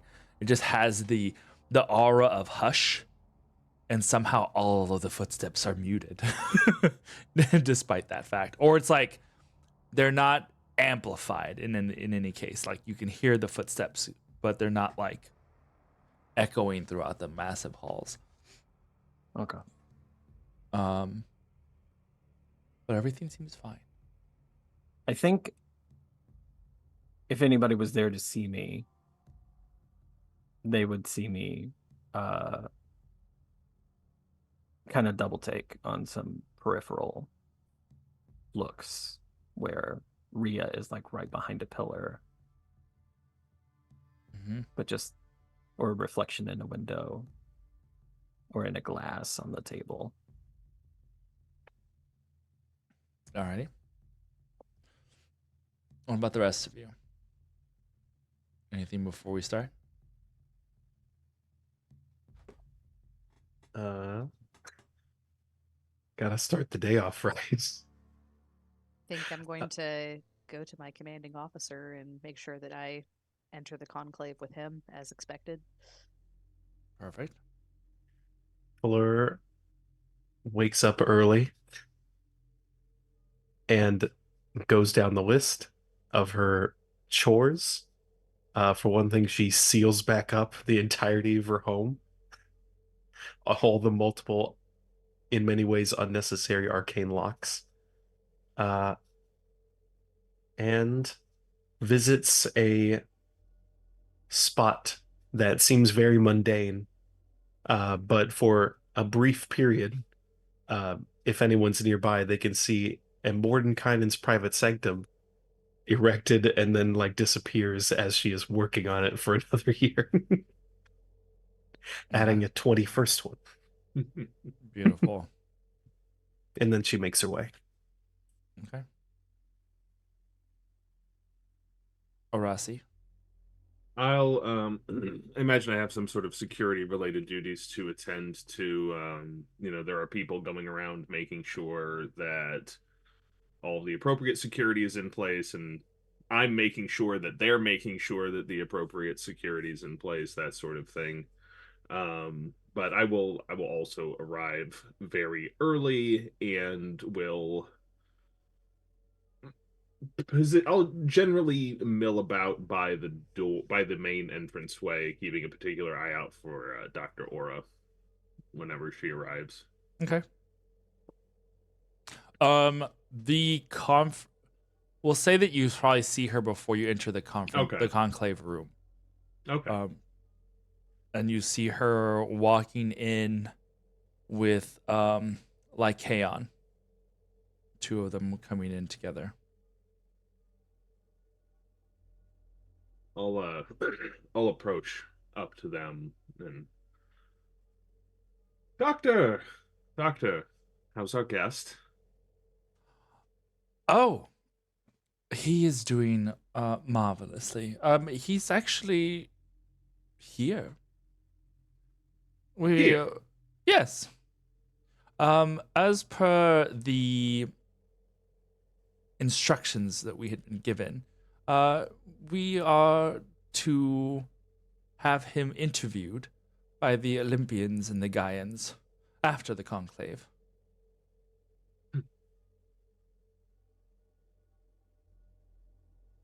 Now, I hope you'll indulge me. Where did these instructions come from? They came from our Lord Commander Zeus, and Cool. from Kronos and Prometheus. They thought it best to introduce him to some of the higher ups, and he will be given a scrying vessel so that he may watch the proceedings. He found it extremely curious to see how we run things here. Intriguing. Oh, now you made mention last night that he'd been very, what was the word you used? He'd been very helpful in some capacity, putting some things together. I was quite interested to learn about that. Oh, she looked over at Lycaon. She's like, "Oh, do go on and go ahead and set up for me." He excuses himself from you and then goes to enter into the conclave building, into the main hall itself. Um, I don't want to bore you with a lot of the scientific side of things, but we did do some preliminary studies, and we did find, as we had expected, with the elemental makeup of this universe, there were a lot of similarities as far as his makeup and structure to the creature known as Baldura, but not in such a way that he is directly related, I suppose. So we can cross that out. As he is That is a relief. not exactly a genetic match per se. But it was curious that he had a sort of combination of genetic structures within him. Apparently, his people, the Abaddus, as he loved to remind us, was are keen on genetic manipulation of sorts. Something that I would think dear Aphrodite and Eros would find quite enlightening. Yes, I'm sure they would love to get some time with him or some of his people. But they seem to apply scientifically what we have found through our own efforts with the Qua law. While it enhanced our physiology differently, they seem to approach it in a more specialized way. Apparently, not all of the Abaddus have tentacles. Yes, I remember him mentioning something about that cold weather adaptation as well. Yes, a curious individual. Honestly, I look forward to speaking with him more after the conclave. But as you, I'm sure, understand, I do have some things to get ready. We are presenting some of our findings, and I feel that they will be quite illuminating and will provide some well-needed relief.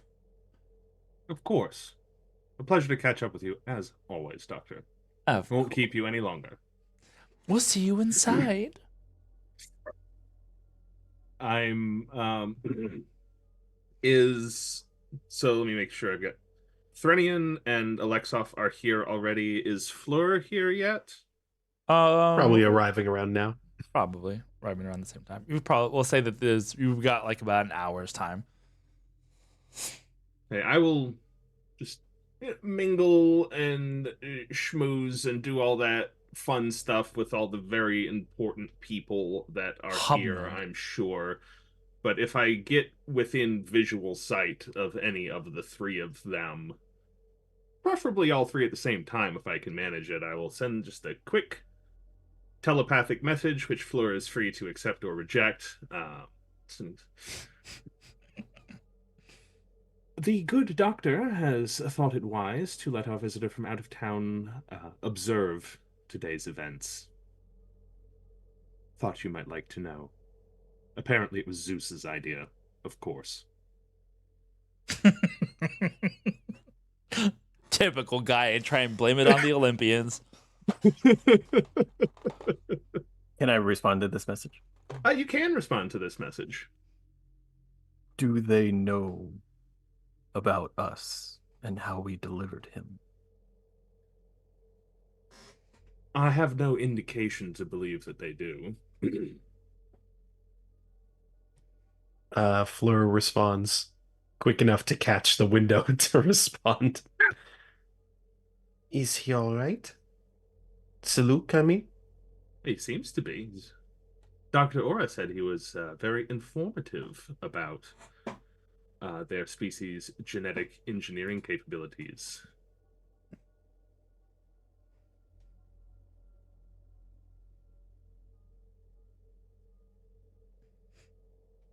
Do not want to cause too much alarm. In their studies, could not get enough time with Dr. Ora for her to relay the full details, there are some genetic similarities. Not many, but some genetic similarities with the creature known as Baldura. Interesting. She promises to reveal more of her research later at the conference.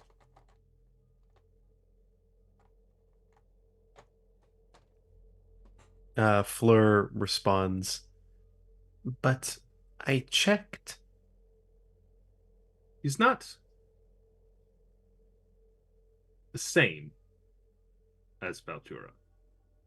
Some minor similarities. Dr. Orr does not seem to think there's cause for alarm at this, but even so, I believe there's cause for caution.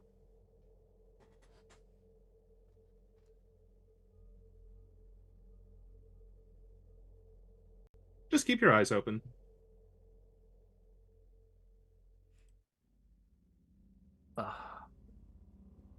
Hey, DM, Yay. where's Zeus at?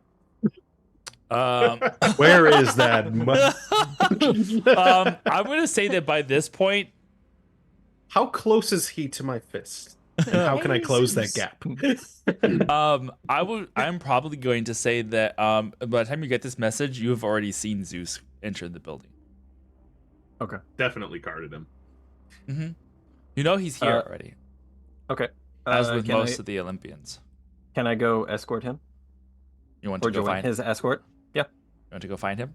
You can Some finding some, no big deal. Finding a replacement for you at the door.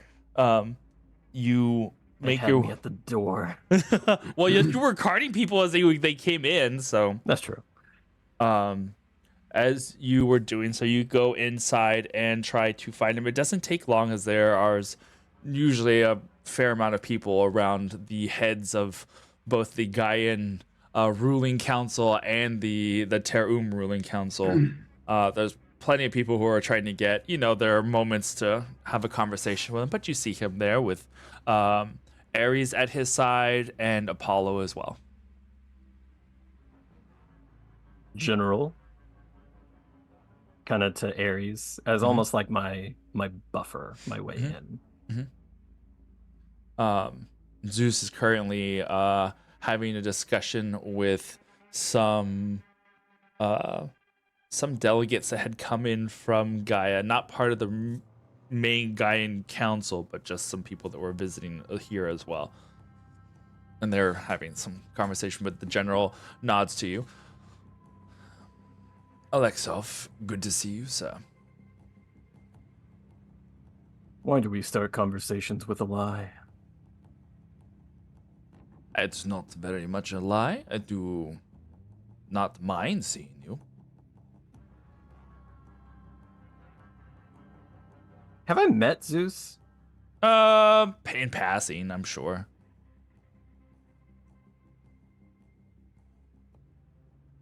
How do I want to do this? Okay. Hold on. You had to fight him first.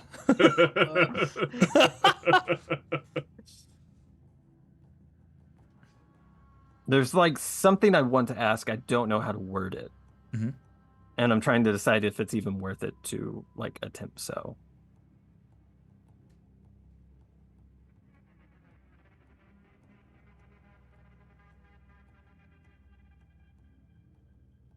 Okay. General, would you mind if you reintroduced me to Lord Commander?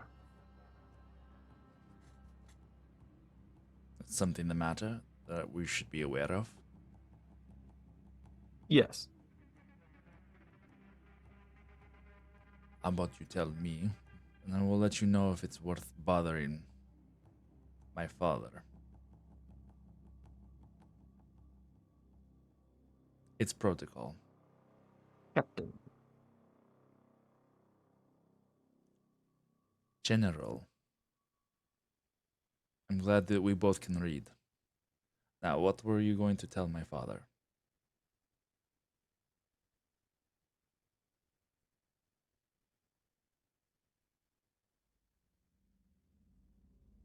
I was going to ask him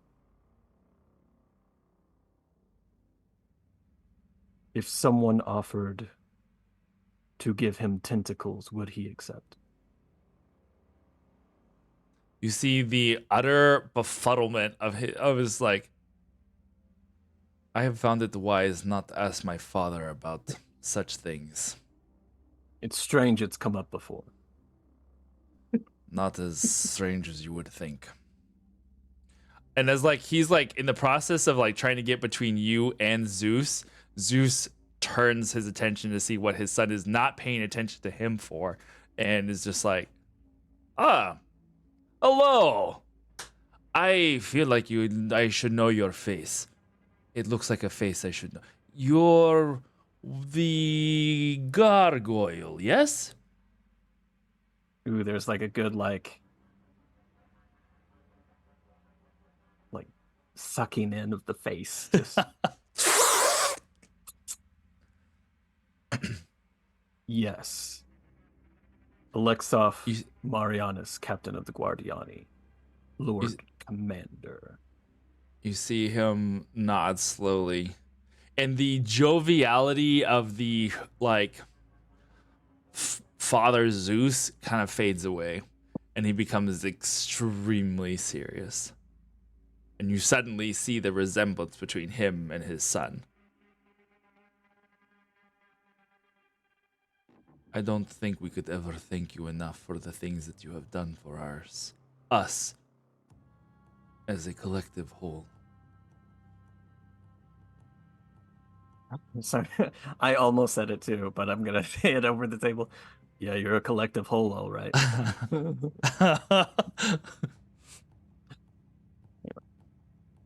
Again, just like advantage perception of Thrinian. I'm just gonna say you probably noticed that some bones in Alexov's face shift because he is so annoyed. Excellent. Noted. He spits a tooth out.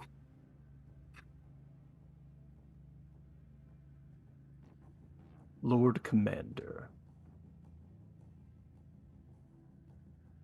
if you were to have 2 tentacles, would you accept them? He looks at you. Am I supposed to know what that means? It sounds like a code, but I'm unfamiliar with what its meaning might be. He reaches out a hand and like tentatively puts it on your shoulder and like gives you like grandpappy like clasp and like a little bit of a shake. He's like, and as much as like the action is supposed to be disarming, you can see his face is still really serious as he kind of steers you a little bit away from the like putting your back to the people that he was talking to. Mm-hmm. And you hear in your mind his voice kind of echo in there.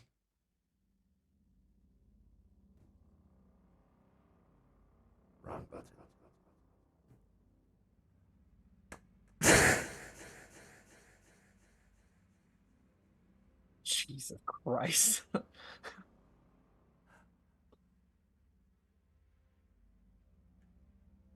I'm going to ask you this in the most serious way possible. What do you mean by this?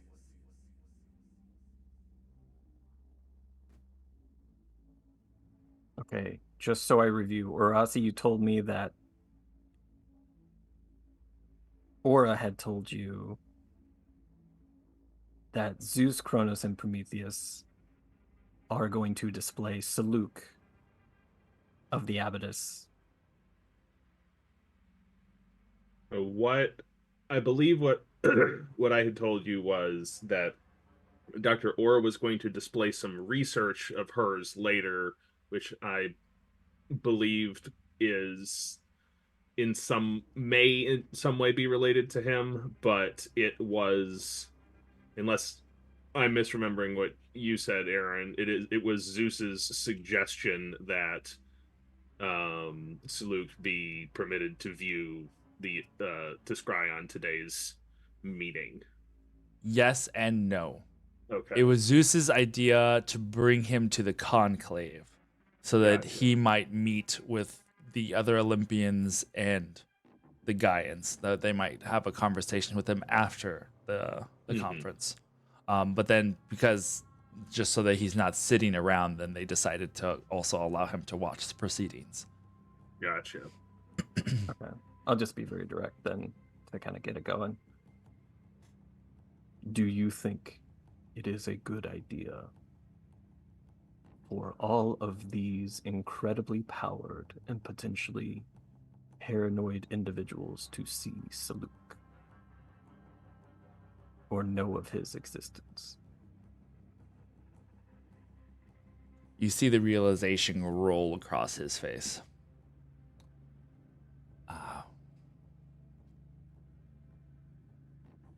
Again, within your mind, minus the echo. He will not be visible to the Conclave. It is only the heads of both planets that will be interviewing him afterwards. No one else need know, and I am surprised that you found out somehow. But also, not so surprising. Your gargoyle training is still at its peak.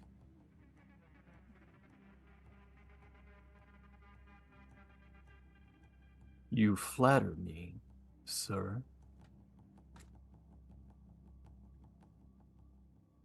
In the interest of security, I hope you know what you are doing. Enjoy your ivory tower. As you start to turn away, he's like, "That is why I entrust the security to those that I trust the most."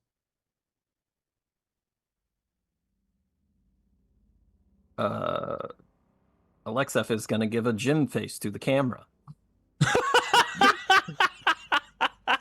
Yes! I love that. Beautiful. Beautiful. That's it. All right. All right. Shall we begin, or is there anything else that you are wanting to try and do, say, or speak to before we start? Does my commanding officer have any words for me as Oh. I join up with him and prepare to go into the conclave? Why do you do this?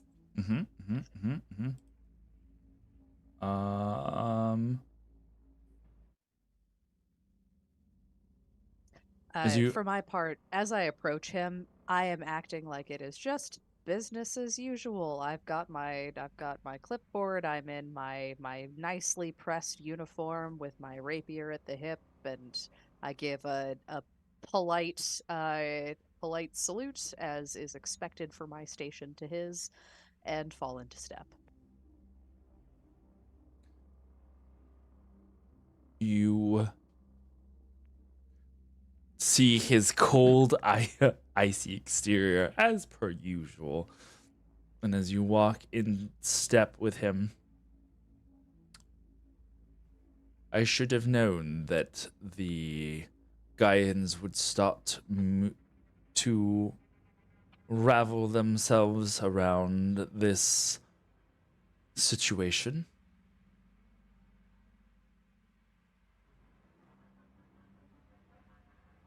It was an unfortunate turn of events, but unavoidable, I assume, considering who we have here. Kind of looks to you. Of reasons. Yeah, he looks to you to see what your reaction's gonna be. As he kind of just doesn't really look, he just kind of does his eyes to the side. Sorry, my dog just knocked over my ring light. No, you're fine. Woof! And now he's very scared, Loki. You're fine, buddy. So, as he speaks, I just nod, looking out at the assembled Gaians. Yes, I suppose with all presently involved, it couldn't be helped. And that aside, protocol was followed. Indeed. Do you know what the subject is now?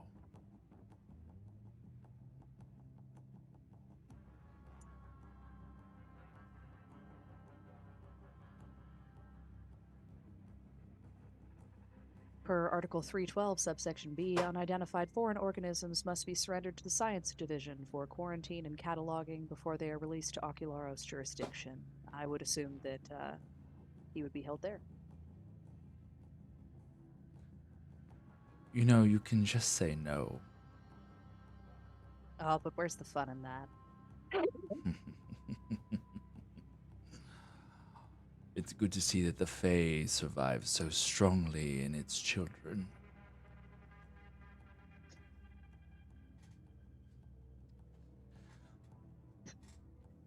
There's no response, and he probably knows that that stings a little. Mm-hmm.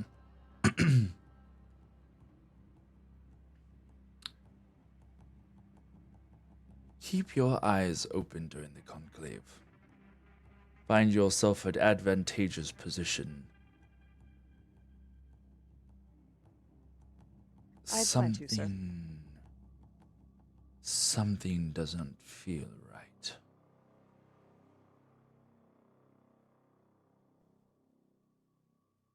On that, I'm afraid we can certainly agree. All right. Floor, what were you going to say? Fleur was not invited to this thing, right? I don't recall anyone ever actually calling her no, here. But you I mean, she's are there. because I was gonna say there's as much as like this is a conclave, the people who are speaking are gonna be the heads of both houses, both groups, right? But there is a general amount of people that are gonna be there that are also like maybe not as governmental official, but just below it, that are still gonna be there as like audience. They will be on the second, like the conference room itself is 2 stories. So lower floor will be like the Gaians and the Olympians, any of the relevant people who are going to be speaking. The upper floor is going to be where most of the, department heads of various factions are going to be staying. Then I imagine she's mostly amongst the people. Okay. Is there anyone there that she recognizes? The gods she probably knows, but anyone in particular or someone that she doesn't often see? No, not necessarily. Nothing to know. I mean, there's a lot of people that you don't often see because you tend to stay away from most people. So, but for Way the to most, call her out like that, Aaron. you being the introvert that you are, you generally don't talk to anybody. But yeah, I mean, if they're looking for anybody in particular, or you're just asking who's there. No. I wonder. Because like the other 3 are amongst the higher ups, right? Pretty much. We haven't discussed what. I mean, you would imagine that they would be, but we haven't discussed placement yet, as we have not revealed the location yet. Oh. Would you like to see the conference room? Yes. Yes, Daddy. Yes. Why would you say it like that? Father, why would they say it any other way? Because there's so much display tension. the conference room. Oh my Papa, god! I'm scared. Daddy. All Could Papa, I see maybe where visit we the are having conference this room now, conference? Papa. Papa. Let's see. Cursed. What Let's in see. the Veruca Sultan is happening here? What is this? Why is it doing that? Hey, we'll get you a conference room, darling. Nicer than this one. I Hold want a conference room now. Right? Hold on. Hold the phone. Hey, is in the audience of common people, is it Sweetheart from the bar? Who's there to just like roast the gods? I want to give a And- shout out to Taco's entry into this line of humor. Lord Commander Poppy. Poppy. Oh, no. What is that?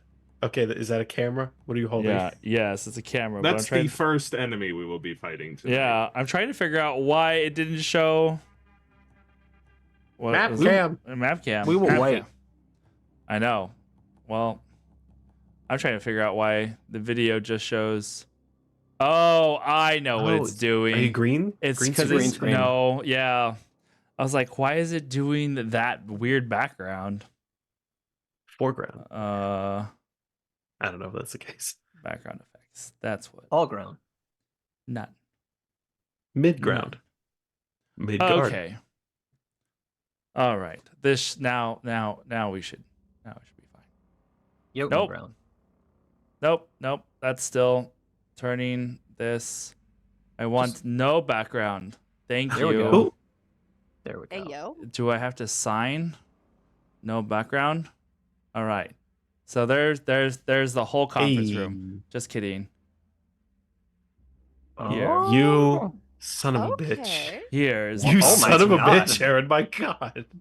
The camera work. okay. So Oh, the background thing was just a play, so you could have a good reveal. Okay, that's fine. yeah. See right Yeah. through you. You. So we have the center here where a large gem glows and would show casts like a holographic image up into the air above. Here down by the pillars, well, here I have representations of this. We're just gonna use this as Fleur because I don't have a tiny creature. Here we have the only Harangon I could find under so there's that one. So tiny. It's so tiny. There's Alexov, and then we have an Orasi, a snake. We have the upper floor where Wow. you can see there are people that are milling about as they wait for How long, Aaron? and then there's the main doors that you will be entering, that you enter in from. And there is my wall. Okay, so hold on. Let me adjust this down. Okay. Okay. There we go. Okay. So, yes. As of right now, Floor, you can kind of put you wherever, mostly somewhere on the top, somewhere. So, Cool. we have these Works for me. giant glowy flowers. Yeah. So left side, right side. We'll say she's on the right side. Right Kind side. of very awkwardly placed. Does not fit in looks wise at all. There are probably other quadrupeds there. Yeah. Like, she's definitely not the only Alsaid, but just the way that she looks blue and the way that she carries herself I'm is gonna put you up here just so that we can see you. You don't forget where you're at. so introvert, forced to go to a party. Right. Like she's Okay. just Orasi, most of the Gaians are down here in this corner. Do you want to put yourself there? Is that, You know it. is that acceptable? As I do have a Medusa for Gaia. There's Here- no way this is a battle map. Nope. No, clearly Nope. not. Clearly not. And then we There's no grid. have Python. Well, there is, and but Ananke. I can't see it. It's the worst grid. yeah. Over there. I'm gonna Are put those 5x5? and then we vaguely have quadri- the quadrilateral? Olympians are gonna be on this side. So Alexov, where are we putting you? I'm going to mirror Thrin.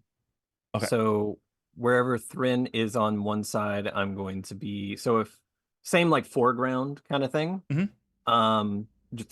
As an example, because I trust Thrin, so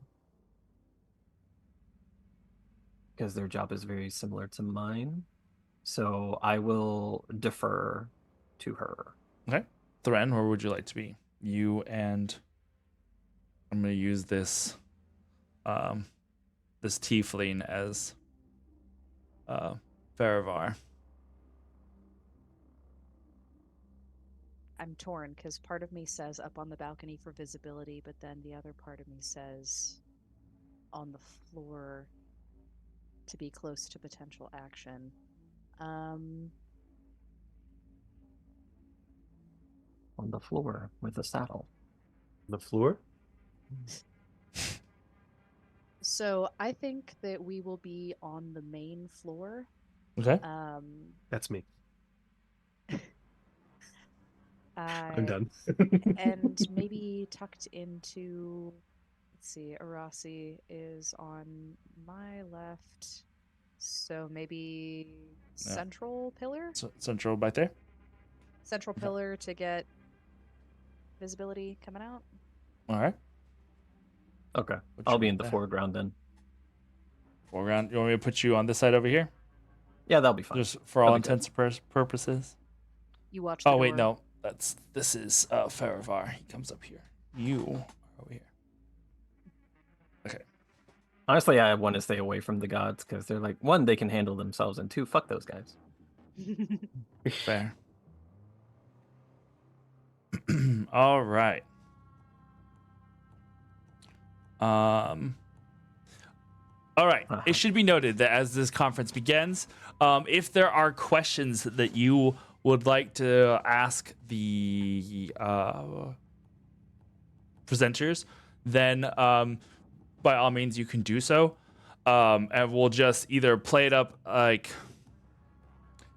if it seems like something that you would be allowed to ask, we'll go for that. If it's not something that you would by your station be allowed to ask, but you as a player want to ask, we'll just say it comes from one of the gods present. Just in that way, it's not like you're saddled by your position or rank or whatever. You get to figure things out. Okay. Let's get. Oops. Nope. Wrong button. Aaron role plays a 2-hour No. conference Fuck by that. himself. No. This could have been an email, Aaron. The beginning of the conclave is obviously the two sides introducing themselves and speaking to the delegates here, which are of both Gaian and Ter origin, as there are various like I said, minor heads of the different factions here. The first group, after all of the preliminary blah yada yadas, and thank you for visiting, and we're so glad that you're here, etc., etc. The first ones presenting are Aphrodite and Eros. Both of them are the heads of the eugenics departments here on both planets. They oversee a lot of the science division according to how it relates to the regrowth of the Drain Empire. Aphrodite is the one who speaks here as she is addressing the Gaians. Populations of both planets are showing to be adapting to the Qua effect and using their collective powers to quickly rebuild key components of the Imperium. We are finding, however, that some of the space between the worlds here is vastly different than the ether space of the old universe that we are used to, and thus our ships are still struggling to make longer voyages deeper into the galaxies. This, however, is also to our benefit as we are maintaining a semblance of cover. But as of the moment, it seems that both populations are having positive outcomes as far as the growth of the power supply that we had expected upon arrival.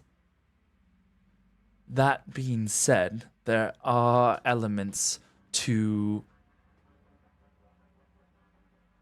the continued growth of the Empire and how some are showing signs of adaptation to this universe. You can hear a murmur go through the crowd. There are a few cases, though not many, not enough to be of concern. And she kind of continues to kind of talk about how within the last few generations, especially the most recent ones, they have either not shown any signs of having been given Orphic ability, in either extremely as of yet, or are not going to at all. Whereas some of the first few generations upon arrival, they may have been delayed by a little bit in showing any immediate Orphic ability, but they eventually progressed to full quote unquote Orphic maturity. But as of within the last, we'll say, 10 years or so, there's been several generations that have been born that have yet to show any sign of any Orphic talent whatsoever. The next will be Hera, as she talks about the bringing in of those who remain in suspended animation in the Cleosite asteroids that orbit around both planets. Only a limited amount had been reanimated, as it were, until the civilization seemed to be on a steady growth and everything was deemed safe and habitable. And now, after 20 years, it seems like those that remain are going to be soon to be reanimated, as if the councils move forward with that idea. What were you going to say, Alexov? Just a very minor note that Mhm. Alexov has like his sword in front of him, kind of like, a statue, Mhm. like a gargoyle, and is clutching it very tightly. With that explanation, and then again of the mention of reanimation from Cleosite. Yeah.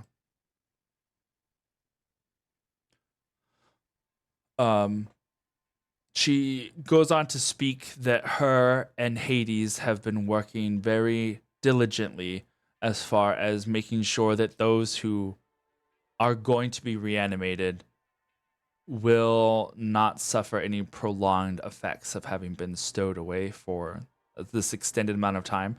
As for in the previous universe, the suspended animation of individuals was kind of relegated to short amounts of time.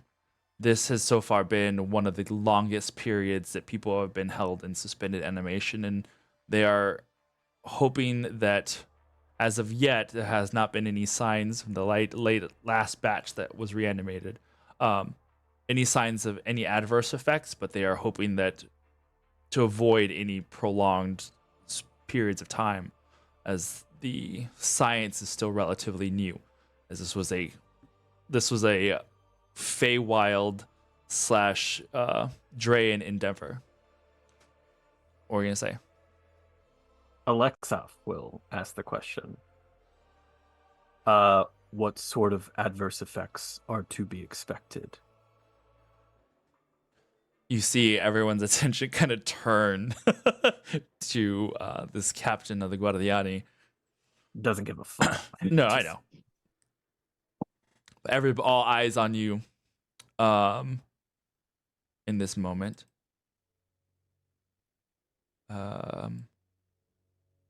She looks, for all intents and purposes, when we described Hera before, well, when we described a priestess of Hera, she kind of gave like current years of Sigourney Weaver vibes, like very matronly and regal and put together, but kind of almost on the borderline of I could be really dour and sour if I need and want to be. She kind of purses her lips at you a little bit, just like, this is an odd question to come out of nowhere, but then smiles warmly. We're not certain as of yet. Hades seems to be of the opinion that someone held for such a long time could show lapses in memory, loss of self. Something along those lines, anyway. But as of yet, there have been no confirmed signs of said lapses. Not within the last few that have been reanimated. For the record, Alexaf is looking over Hera's shoulder at something else. Okay, for sure. That's it. Without further questions, just continues on that they are going to be looking forward to doing that within the next few months, as the anniversary of the migration is coming up. They're wanting to do it before the end of the 20 years.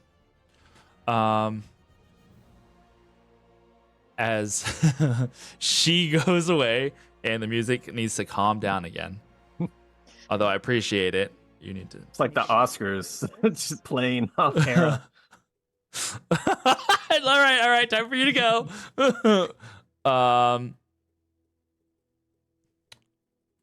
The next one comes out is Dr. Aura. And as she is introduced, the MC calls out her name. We now present Dr. Pande Aura and her companion Lycaon. I don't know what that means, but I'm sure it's nothing bad that you said, Trevor. God damn it. I'm sure it's fine. It's fine. You hear her begin to spec. The crystal there in the center begins to grow brightly as it displays an image of the old universe. As my esteemed guests, delegates from Gaia, friends and family alike, I am sure you all are well aware of the circumstances that bring us together now. There's growing concern that, as was mentioned by Aphrodite and Eros, that the Orphics amongst us may not be enough or last long enough in the face of Baldura's return. Baldura is not a name that you drop lightly, and at least is given a little more respect. The way she speaks it, it's almost like she calls him Joe. You know, there's no formality, there's no reverence there. Not that there should be, but there is no emotion tied to the pain and the pain that it gives everybody at the recollection of those memories.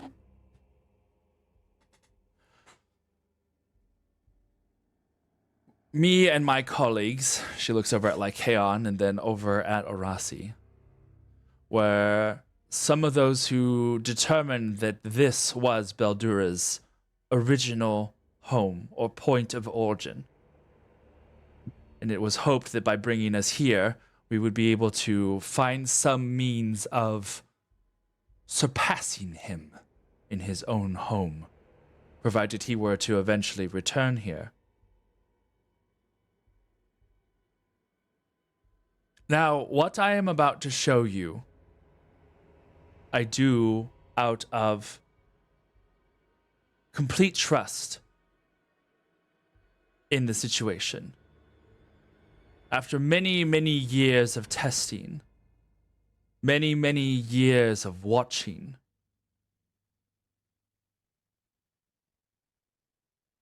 know that this is not something that we easily speak of. We always had a question as to whether Baldura's influence, how it would affect things within this realm, how it would control things within this universe. Up until recently, we had no way of being sure, as no one would want to undergo such a dangerous situation. So, with the work of Prometheus, as you know, he being one of the foremost amongst the development of homunculi and oh my gosh, what's the word? Golems of various kinds. We present to you the first child of Tarum. And as she gestures, she opens up a small doorway. And out walks, looks like about a 14, 15-year-old young man. He looks about at everybody here. This boy, whom we are naming Adam, is one of the first created outside of Tarum, using material from this universe. Though sentient up to a point, he is also not completely aware. Think of this more like the androids that we have in the Warforged that help us with our construction. Boy has no reaction, but the reaction amongst the crowd is immediate. There's immediate rustlings of the tension and anxiety that kind of raise through the roof a little bit. You can see among the Olympians, Zeus's face is blood red. He is angry, but he has yet to say anything. You can even see Gaia and some of the other, Gaia herself and some of the other Gaians all kind of turn to Prometheus like eyes open, like they were not aware that this was happening. Can I look at my cohorts, by the way, just on that point? Yeah. To see if they were aware? Mm-hmm. I assume you're looking at each of us. Yeah. Fleur has gone up to the edge of the balcony, and she has her circlet on that you had seen her in before, and she is looking over the edge down at this child with a very concerned, wide-eyed expression. Okay. I am in a hushed tone, kind of head tucking to my shoulder to Farivar. Did you know anything of this? You see him staring at the proceedings with like a mixture of fascination and horror. He had no idea. Shit. And But when I look like, up, oh, go ahead. it's almost like fascination, horror, and a little bit of intrigued curiosity, like watching. They say like watching a train wreck or like watching a house burn down. Like you're just like, wow, a little Or a bit society of that. collapse. Or that. And as I look away from my commanding officer, I make eye contact with Alexov, and the wide-eyed, nose-flared expression of "what the fuck is this?" is conveyed in that look. I'm angry. Very angry. I think he's slowly approaching, like closing the gap between me and this kid. Not fast, not like making big strides, but like kind of leaving my post enough. Because there's a lot of very powerful individuals in here in a very close space. Mm-hmm. And lots of people are surprised. Mm-hmm. Also, and yes. Rossi, what do you look like? Ever I can hard insight to check read. if you want me to. Yeah, please. Yeah, why not? I have really good insight. Not that time though. 10. Oof. 32 on deception. But just flat. Not You really, said- not that high. Be a little proud of yourself.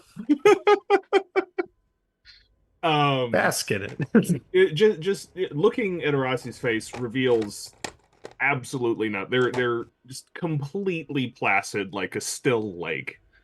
But you can trace his line of sight, and it is absolutely his vision is absolutely fixed on this entity. On the kid. Yeah. Okay.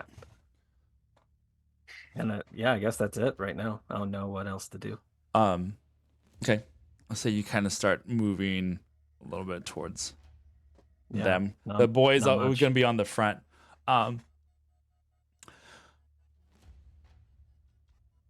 Now, my friends, my family, I want you to be assured that I would not be coming forward with this information today if I didn't do so with the utmost certainty of what I and my colleagues have found. What studies that I and my colleagues have undergone for countless hours, days, and now years. Lycaon, if you would. Lycaon weaves his hands through the air. And you see these sigils appear, and a dome spot pops over them, like encapsulating this area. You now hear her voice through the means of like thaumaturgy, as it's would normally. There's like a little momentary delay between lips and when you hear the sounds of her voice, as it seems to come from hidden stones around the room that kind of help project her voice, because otherwise within there is silent. She puts her hands like this, spins around, and in that motion, a box appears in her hands.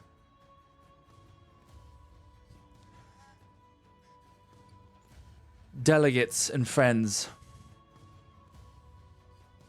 it is with pride that I tell you now that we have found that Beldura has no power here. And she opens the lid of the box. And in its center is a bowl about a foot across with a black tar-like substance that sits on the inside.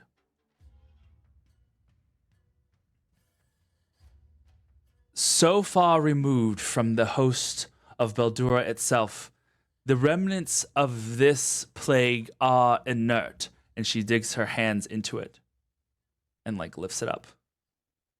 And it's just like tar. It just strings in her hand. And as she like releases it, it collapses back to the like the puttiness.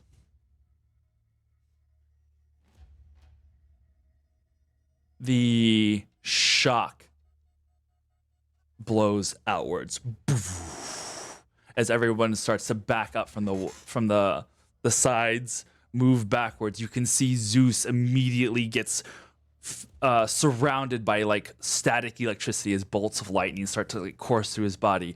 You see Ares, his armor that had been at rest now goes into like full Iron Man mode as it like starts to fill all the and cover all the parts of his body until the mask, the Spartan-like mask, comes down to cover his face. Apollo, his arms begin to glow golden with like radiant sunlight. You see some of the other Olympians and some of the Gaians also react immediately with power, ready to move in an instant. But she continues on.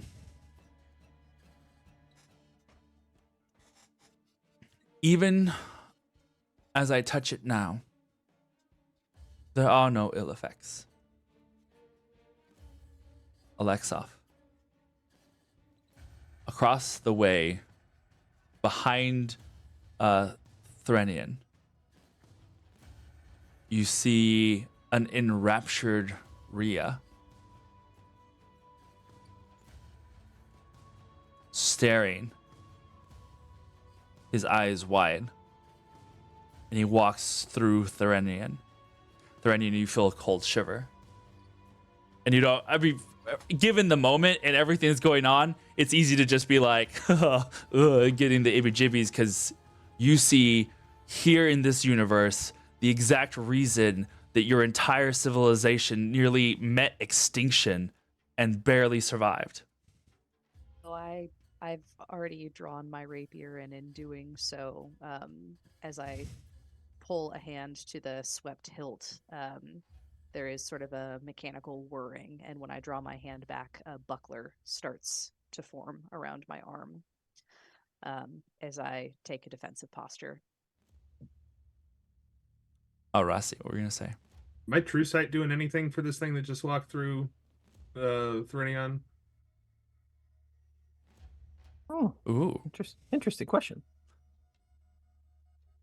I have a spell I really want to cast, but I don't want to mess with this scene. You boo-boo. There is a little bit of a like clouded apparition that acts in the ethereal plane, in the ethereal realm. It's not quite like seeing a ghost, but you do see that there is like this presence there that doesn't have form. You've seen something close. Make a perception check for me though. Go. Go ahead. What were you gonna say? When Alexov raged and his sword like extended with that kind of shadowy silhouette, I would imagine it kind of looks a little bit like that. Perception's at 23. You see this clouded figure, and you see that it has a tether, and it connects to Alexov.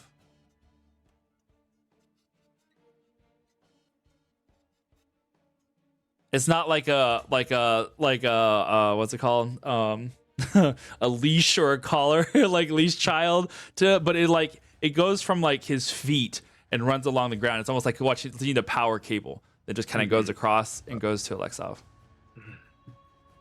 Oh, special note, since we did this for everybody else, but I had true sight last time. Alexov's skeletal structure looks different than you see. There are like tusks that protrude out like an Oni mask and curl outward. It's like, imagine the skeleton, but it just kind of continues with like spikes. So like cheekbones, kind of like do that. And you realize it kind of matches the scars of his form, that sort of thing. It's not necessarily surprising, but it doesn't, it looks horrifying, honestly.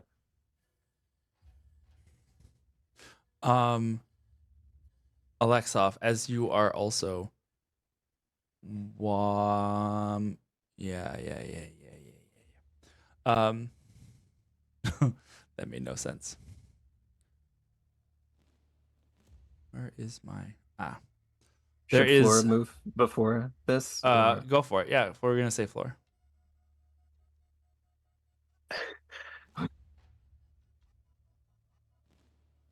Fleur watches all this, and for a good moment, frozen. She's unable to think, unable to process. The moment the box is opened, she's just not here. She's horrified.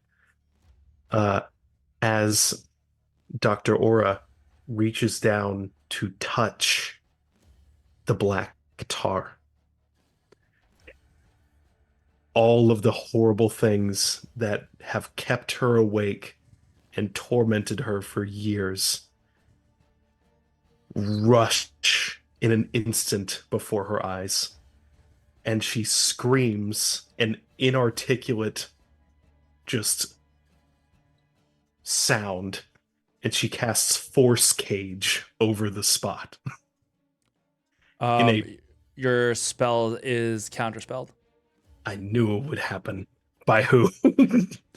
Someone from across the way. You see one of the guards, a Sione in the Guardiani, Like there are security officers around that, not just like in Guardian, like in guard uniform, but someone of a mage type immediately tried to counterspell you from across the way, just as a protection. But I will give you this as well, Floor. You know that what is around them already is a abjurative bubble that won't allow anything to go in it or out of it. So they put up their own force. That's cage. what that bubble was. Okay. Gotcha. I'll still spend that spell because Yeah. that feels right. But she looks at not if looks could kill, but seeing that touch trying to do something and seeing someone bat it away, she just like turns to that individual who had counterspelled it and looks at him dumbfounded. Mm-hmm. Almost as if whatever is about to happen is entirely his fault.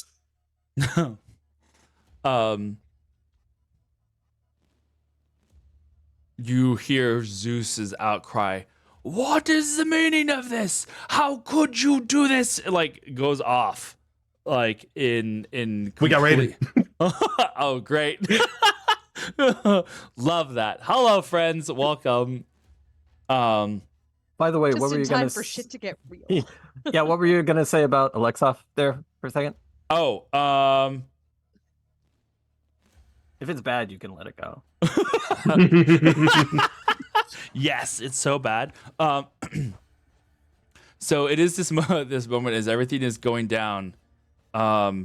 You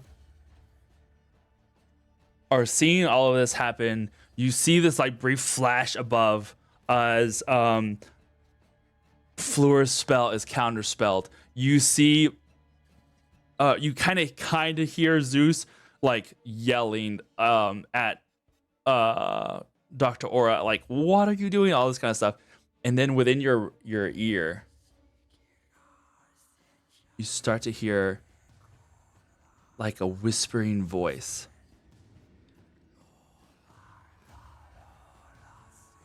But it sounds not yours. But it almost sounds Ria's. But it almost sounds like something else. Like something else is speaking here. And you're not sure. You kind of like shake it and it's gone. Did it say anything in particular, like legible? Nothing that you could make out. Okay. No, and then so now Dr. Aura is going, just hands out going, Now I must ask that you all remain calm. As I said, there is nothing to fear here. And I mean that in the most literal sense. Baldura has no control. This piece, this fragment of the plague is inert. There is nothing that moves it.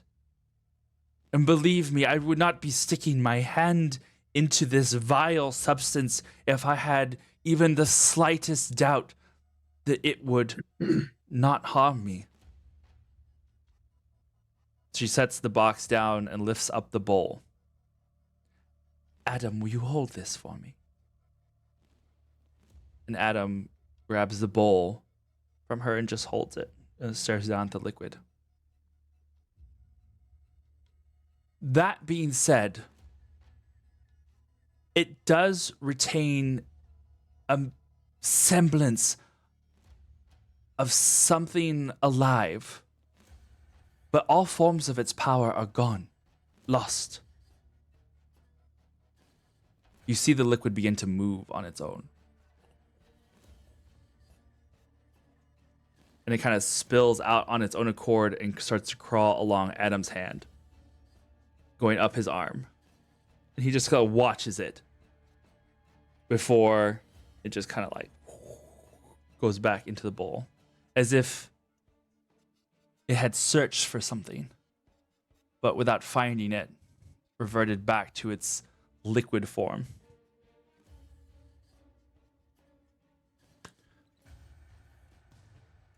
Without a doubt, Baldur will have no power here once he returns.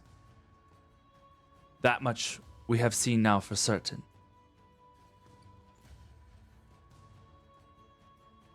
This, along with what we know to be true, as far as the slow decline of the Orphic presence within our DNA in future generations, I mean only to put us at ease and give us hope for the future. We may not have to worry about anything at all.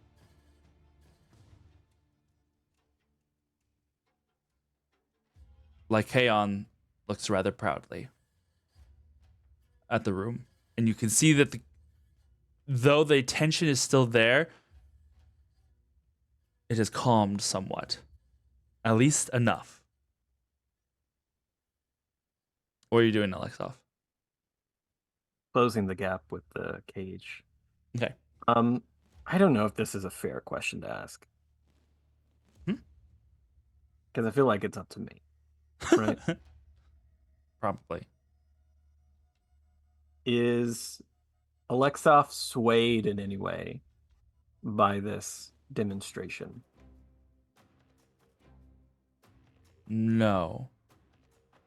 I didn't think so. Feels very off-putting. Mm-hmm.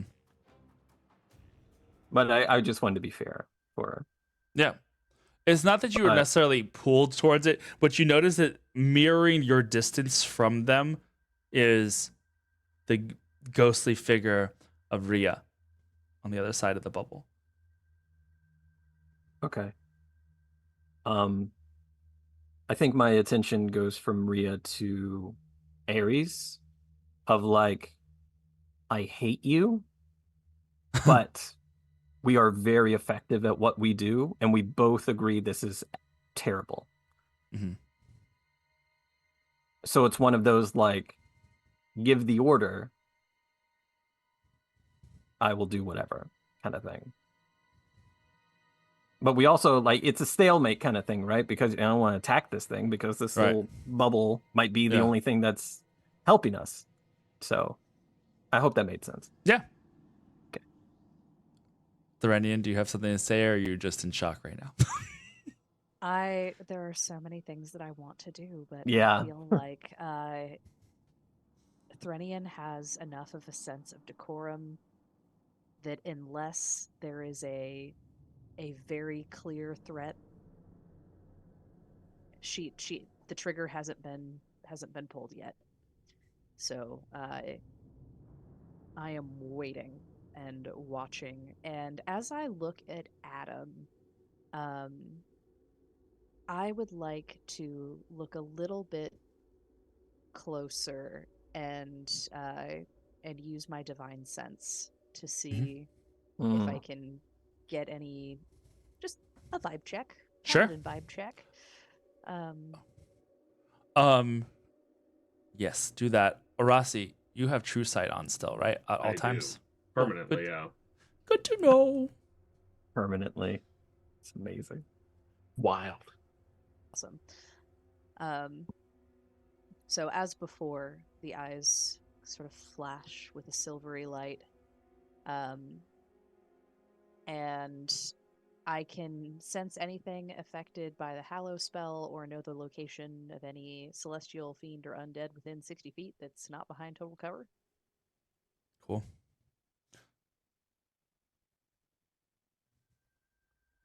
They are so impassive.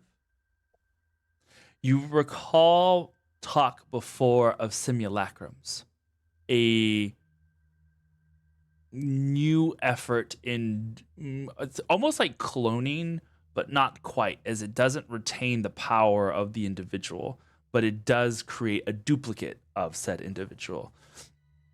I would say that your group particularly has the training to kind of spot the oddities, the odd ticks. It's kind of like the androids in the Aliens movies. You know, like after a while, you kind of get to know what kind of shifts a person would make and what kind of of lack of those shifts, an android who's made to look like as much like a body double as possible won't make. This Adam is a simulacrum. Definitely. I would say, Orasi, you to an extent would be able to see the pulse of Orphic power in an individual. Not like it would kind of may be the basic of like seeing their aura, right? You kind of just kind of, and that would be the same for everybody here. Minus a few people. You don't see it in Adam. And there's a couple people up on the top as well that lack Orphic power. And your eyes go to one young man in the corner. You recognize him as Phobin, Ares' son. Someone who you know of because of like studying dossiers kind of thing, maybe not having had met in person. Phobin shows no overt sign of Orphic ability. And Which I am is like just- a secret that, because you're assuming coming from a powerful family line, Phobin would have to have something, no. but he doesn't show anything. That's suspicious. I. I don't know what to do with that though. Floor, what were you gonna say? I imagine I know exactly what's going to come from this, but Fleur, at least so she's not doing anything in these upcoming moments, staring in utter disbelief at the one who counterspelled her, she's going to attempt to vortex warp him right up in front of her on the balcony. Like, bring him up to her. Another counterspell. Makes sense. But she'll do it again in another 6 seconds. But from another individual. That's posted over by the door. She at least will shout out, if you feel "What is wrong with all of you?" There's a hand that covers your mouth as you're talking. Someone who is up next to you. Oh. And then you feel, I need you to make what is this spell? Uh-oh. Am I being attacked, DM? No. You're not being attacked. It sure seems like it. You're just being really loud and they need you to shut up. That is an affront on my person. That feels like an attack, what you just said. I need you to make She's not under attack. I'm just binding her and making sure I she need you to can't make a charisma please saving leave. throw. charisma save. She doesn't have any bonus in charisma. That is a 5. You immediately feel calm. As calm emotions is cast. And you hear a voice of a woman. It's like, please, let us not cause a disturbance. Just in case. Fools. That they might be. But for the time being, we must see how this plays out. Everyone will die. I hope not. As you look over to the side, you see a hooded individual with scaly skin, and you see a couple of moving tendrils that kind of circle around her hood. Make a perception check. I'm not good at that either. That is a 15.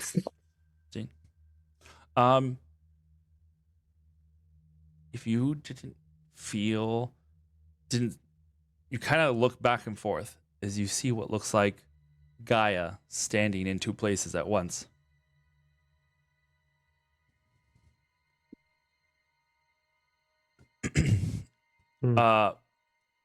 Dr. Aura continues. So, I'm sure that you have many questions. And there will be answers, I assure you. However, let this be the first seeds of a new future.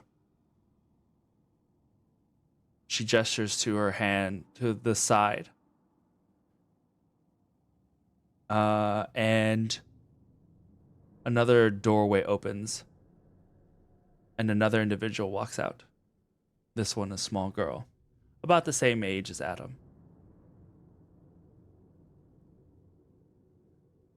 Orasi,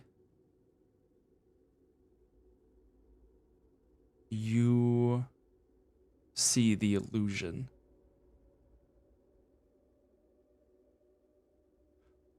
This is no girl. This individual has their mouth gagged. This individual is walking forward, not of their own will, but under compulsion. You can see through the illusion. And you see Saluk. I immediately get on the telepathy. Connect with Alexov, knock on Fleur's door, and Ding dong, welcome in. and Fernion, and just that is our guest who just entered. Not walking under their own volition. I know you just said Saluk is enchanted, dominated, and under disguise.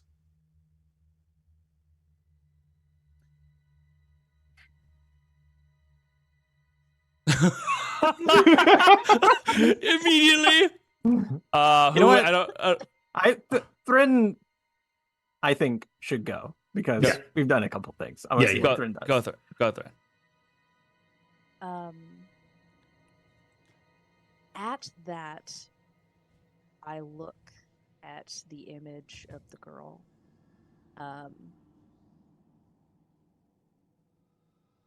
And I know that this probably isn't going to work because there are people who have countermeasures here. But I want to try just a simple dispel magic. Okay. Let me see.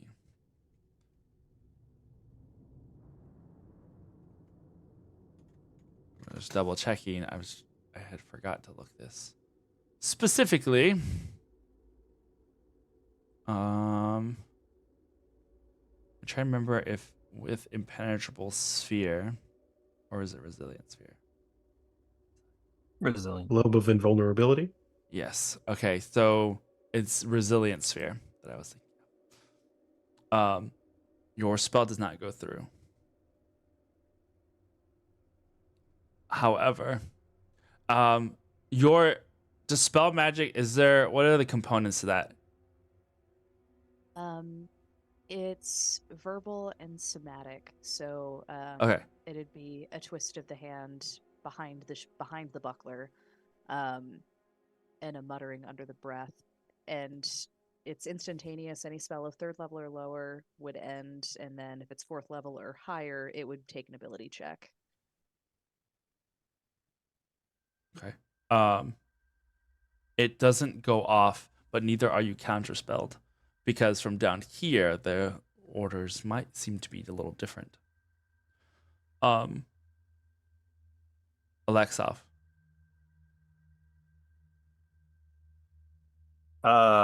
I am going to, after hearing from Arasi and Alexov's not give a fuck nature and being right at the globe, Yeah.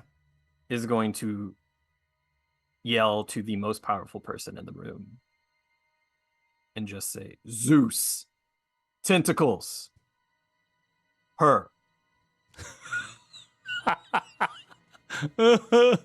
Referring immediately back to the conversation we had probably 10 minutes prior almost as like we have established a code Yeah. that was awkward at the time, so why would I ever say that particular phrase? Say it again. Okay. As a way to obviously identify that that's not a girl and that is someone he's aware of.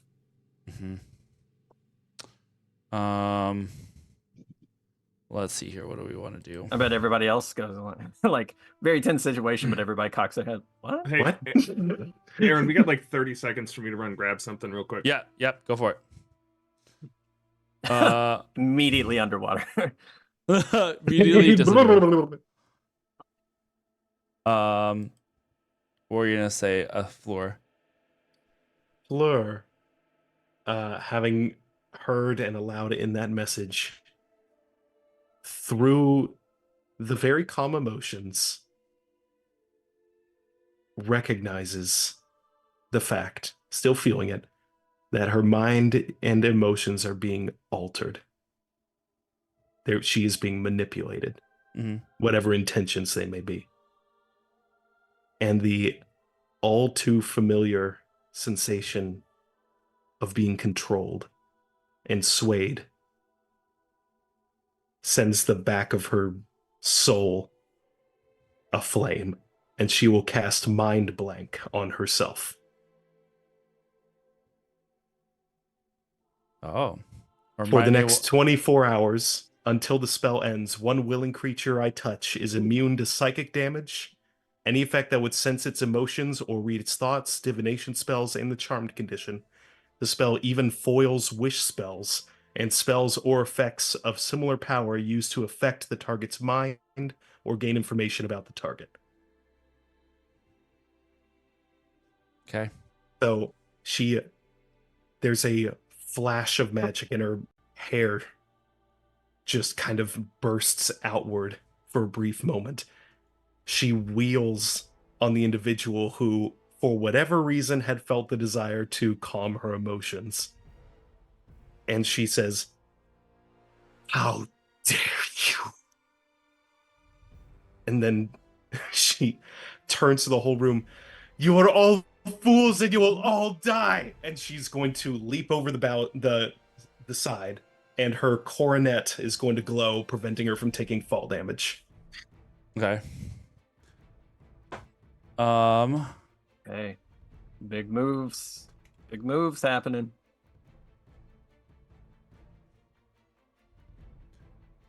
Okay.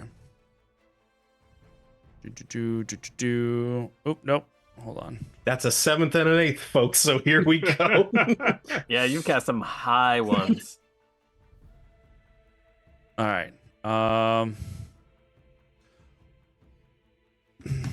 Okay. As you are falling to the ground, I need you to make another charisma saving throw. If it's to calm my emotions, it shouldn't be able to. Nope, it's not. Okay. Is it a spell that I can see? Make a perception check to see if you see where this is coming from. Sure. That is a 16. Nope. All right. Charisma save. That is a 14. 14? Mm-hmm. I'll hear Fleur's voice, and as she leaps over the edge, you hear the crowd up on top begin to panic and erupt in like conversation and uproar as she leaps over the edge and then vanishes as you get caught up in banishment. I've vanished. You land on the ground, and it's kind of one of those it's kind of like Frodo when he puts on the ring and you can see the world around you. It's kind of got this weird like twisting storm of energy, and you realize that you can see the universe in a very unique way here, as you're now seeing like these strands of power being tied to these individuals and swirling about them as they are all like still on the charge and ready to go. But no one seems to see where you went. You hear Zeus yell out, Dr. Aura, put it back inside that box immediately! And his voice echoes out through the room. You can see several members of the Guardiani from the shadows kind of start moving forward, moving as if to try and protect the others that are in the area. Dr. Aura is still trying to calm everything. I swear, everything is completely under control. There is no need to panic. Please, no one further try to incite anything that would cause a... I guess I already said panic, but I'm going to say panic again. Panic again. As she does so, like Kaon drops the sphere. And in the blink of an eye, tendrils fly out from the bowl. Adam, the girl, Dr. Aura, and Lycaon. Doosh, doosh, doosh, doosh, doosh. From the bowl itself. Alexa, what are you doing in this slow motion moment? He's right by the globe. The globe goes down. I'm just going to put a little flavor on a feat. Because I think it's applicable here. You can tell me if it's not. I'm not wanting anything mechanically out of it, just kind of frame of reference. I do have the Mage Slayer feat, so just kind of being by a magical effect. Yeah. So when it's dispelled and when it goes away, there is like an immediate reaction. So just so I'm aware, from the bowl, this Beldura substance just tendrilled 4 characters. Mm-hmm. In what way are you saying? Like, are they being pulled in plague-wise? No, they're just like... Are they being splintered? It's like tendrils the size of a straw. They're just going in like... This is happening within, we're going to say, 3 seconds. Are they darts or connected? They are still connected to the bowl itself that Adam is holding. But one goes into his head, then the other 4 shoot out in that same immediate sense. Okay, so to answer your question, I need another question answered. I'm very sorry. No, you're good. Do I know, because I feel like of all people, Lexoff would know, can I touch the substance? Is that an incredibly bad idea? You have no idea. You can try. You would have to get... What is your full move? Yeah, what is your full movement speed? I also have the mobile feat, and my full movement is 50. So 25 feet in 3 seconds, we'll say. If you'd like, I can rub some more flavor on it. It's well, because you weren't close enough to like immediately affect it, and you only had like this whole thing is happening so fast that you have like less than half of a round to try and affect any sort of anything, because it's just instant, and then the next thing that's going to happen happens instantly after that. Okay. I will just say, which seems like a full turn from me. Mm-hmm. Yeah. So globe goes down. Immediately rage. Everybody hears a scream from the sword projecting out, which is probably insanely scary. Mechanically, one of the features is instinctive pounce, which allows me to move up to half my speed at the activation of rage. Mm-hmm. So it's essentially like rage and then just like immediately like not teleporters, but it's like incredibly fast and attacking the black goo, like this center of it, the thing in the bowl. Because I think that's all Lexoff can think of in that moment. Okay. You bring your blade up and around, make an attack roll for me. At the same exact time as everything is going down, so we'll move you up here now. I'm going to move the projector away. And Reckless just leave attack. The crystal here for now. Nice. 29 to hit. 29 definitely hits.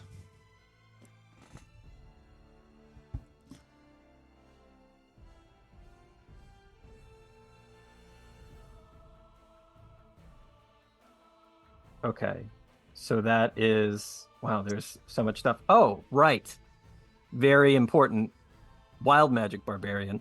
Mhm. I activated my rage. Let me do that real quick. Sorry guys, but level 20. 9.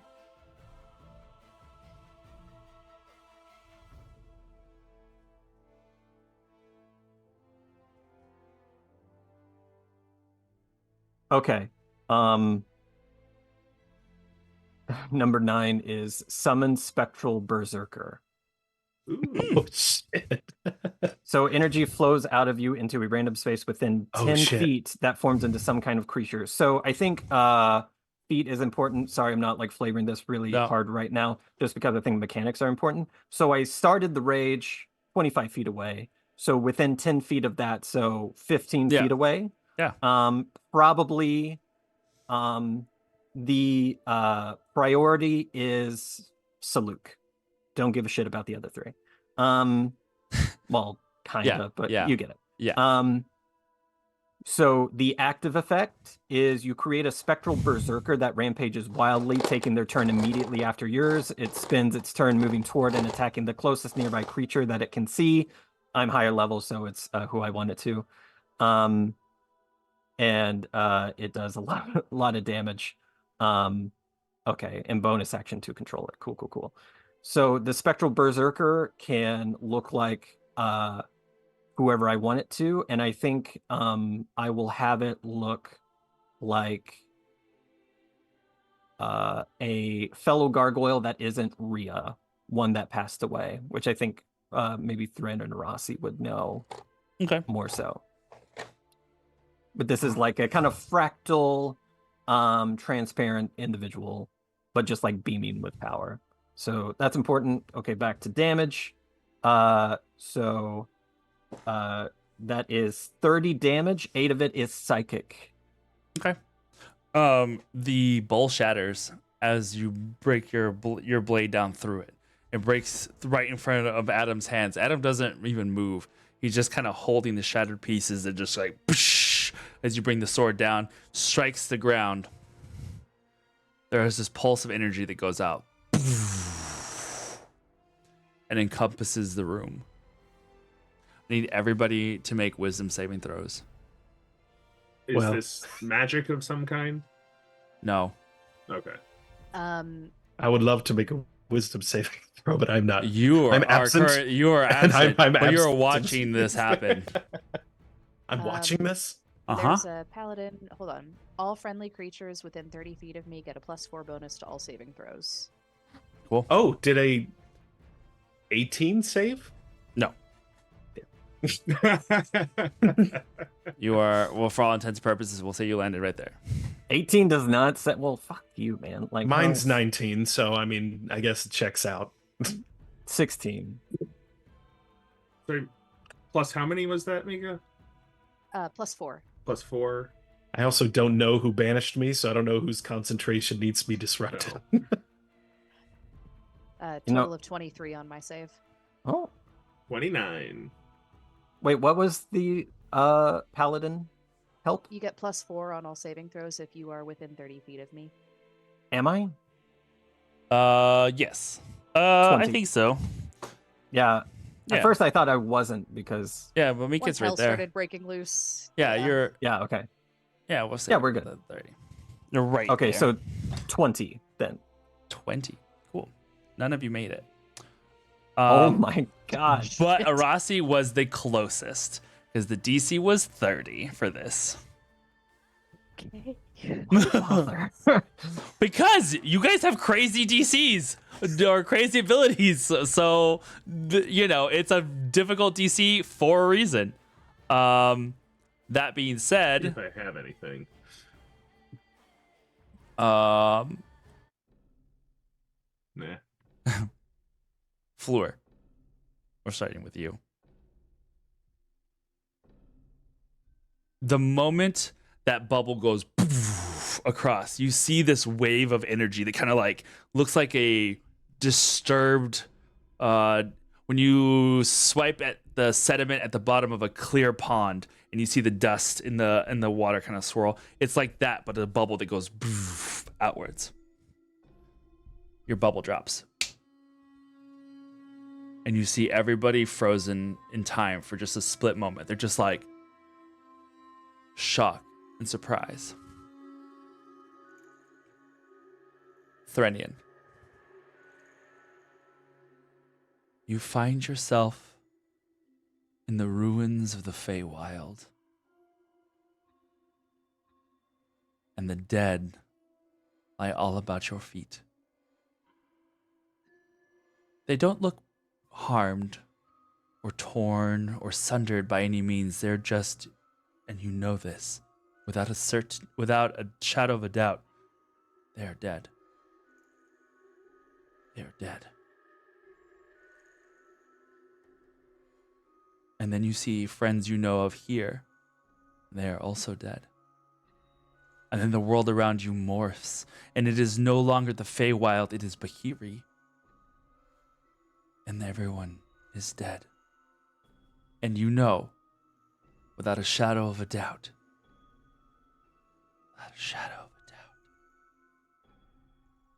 that if they had only listened to you, none of this would have happened.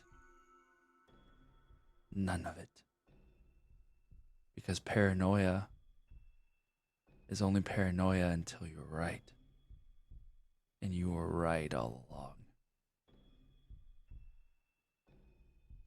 Alexov. Don't do this. You feel the blast go past you. And the entire room, all of the individuals around you, melt away into black ooze. And seemingly the ghostly-like image of Rhea stands now solidly before you. Rhea? Alexov? Wait, how am I here? Alexov? How am I here? Where are we? He starts looking around. I was in the sword. And now? Where am I? Alexov, speak to me. He comes up and he grabs your shoulders. Alexov, wake up. He's physically there. Is Rhea injured? Yes. You can see the bloody, torn shoulder where he had taken the impact before. You can see that it's still pulsing with black. But it just seems to be stationary. It's like pulses, but it's not growing. Rhea, And then you can't be here. He looks around at the puddles of inky tar all across the floor.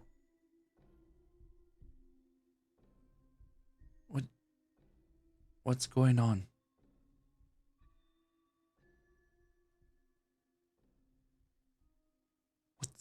What's going on? The worst thing has come to pass.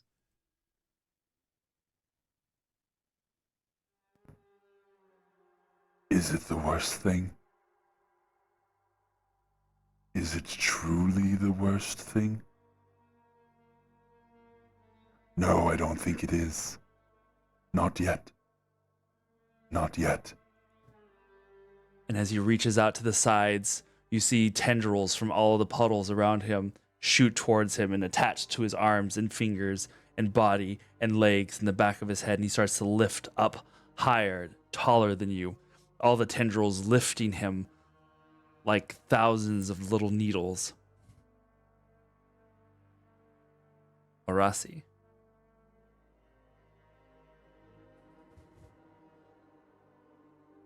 You ever wonder what would happen if all the secrets in your mind suddenly exploded outwards all at once and you just began to unravel?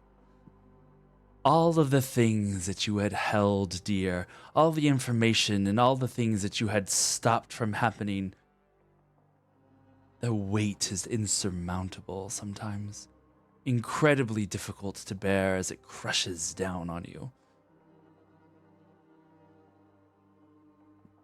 The initial blast, you thought you recognized for a moment, thought you could overpower it, but no. Gaia turns to you. She opens her mouth, but there is no words that come out, only sounds. Ah, ah. Ah!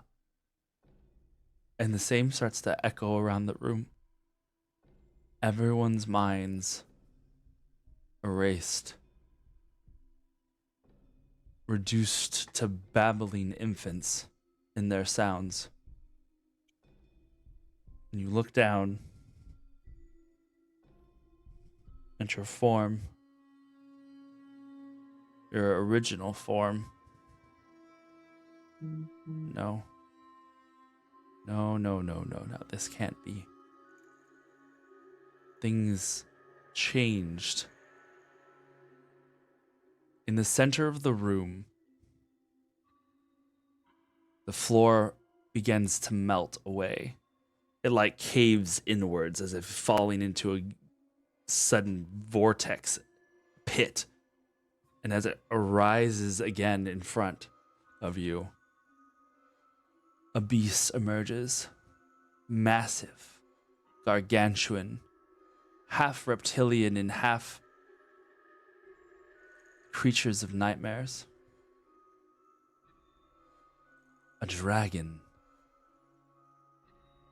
But this one has been consumed, eaten, its flesh torn from its body as only bones remain in some sides, and twisted and tar-like flesh on the other. It looks and shakes its head in your direction, looking about for anything. Ooh. What do we have here?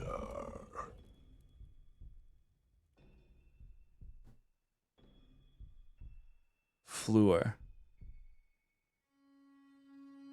You see all of your friends and everyone here begin to fall to their knees, hands going up to their head. And then the world shifts whoosh, as the banishment fades, concentration lost, and you watch in horror as Dr. Aura and Lycaon,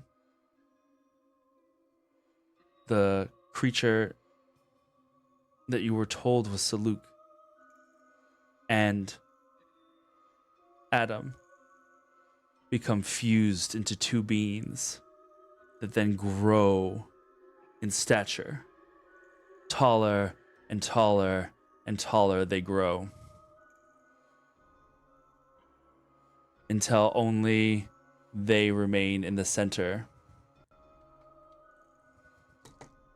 Two gigantic beasts of black and gold tower above the rest. And you are all alone. And that is where we will end for tonight. It's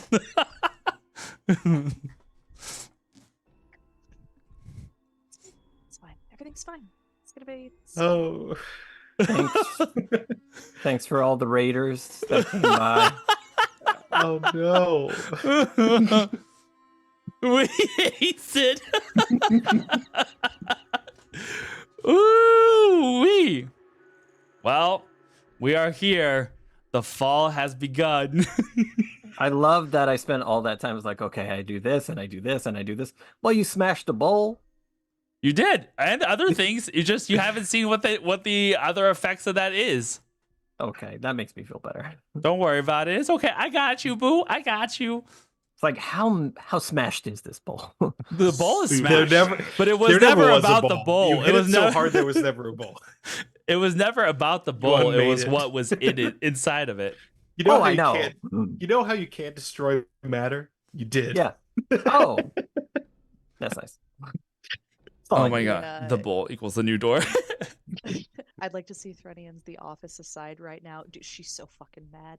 Oh, She's yo. so mad. She's had a bad Throwing feeling this whole Yo, time. Fleur is not a combat wizard. You about to be? You're gonna learn today. Which is perfect because it's awful and meant to be that way. Yes. Man, I would love to see a slow motion of just those 6 seconds because it was just so much. Aaron, mechanical question for next time. Yeah. Did that undo my polymorph, or is that just like something that I saw out of character so I know what stat block to look at? Oh no, this is just something that you saw. Okay. Fuckery. Yes, mindfuckery. Fleur is well, Trevor is knows how this works a little bit. Hunter has seen this as Penthos happen to friends before. But No. But there is always a little something. I won't spoil it, but oh no. There Got is to always... escape it last time. Yeah, you did. Now I'm in Penthos's shoes. Yeah. Hey, here's a quick tip. Pile drive someone 800 feet down. So just We're not That's- equipped the same way. Just shine up the people's elbow and go. Like, I mean, sounds... yeah, for sure. A okay. good stunner. Well, guys, that was great. I'm looking forward to seeing how. We're so fucked. No! I mean, that's kind of the point.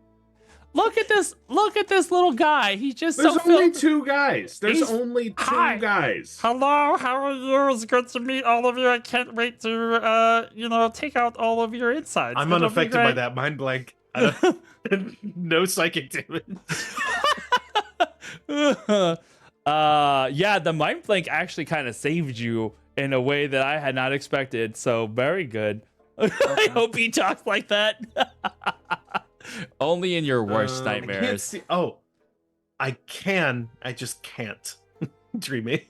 I can soon. Anyway, all right. Does this mean 5 maps next time? God, I hope not. No.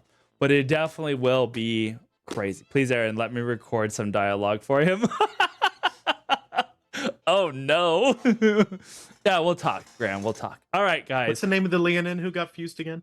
Lycaon. Thank you. Carry on. Carry on. Carry on like a. There probably will be some carry on. Anyway, let's see what I was gonna say. I think that was about it. We'll see you Tuesday for Age of Myth, where our lovely Trevor and friends are, poised to see some of the after effects, or have been dealing with the after effects of these exact events. So, that's kind of fun. And Lilo and Stitch, you and the pieces of your fallen comrades in my twisted image. Oh, I love that. Anyway, and then we'll see you here on the 30th for the grand finale. I'm sure it'll be wampadoodles, as they say in some cultures, I'm sure, somewhere. But until then, stay fey, be brave, bunny spread, and the safe word is mango. Wee! Bye, guys!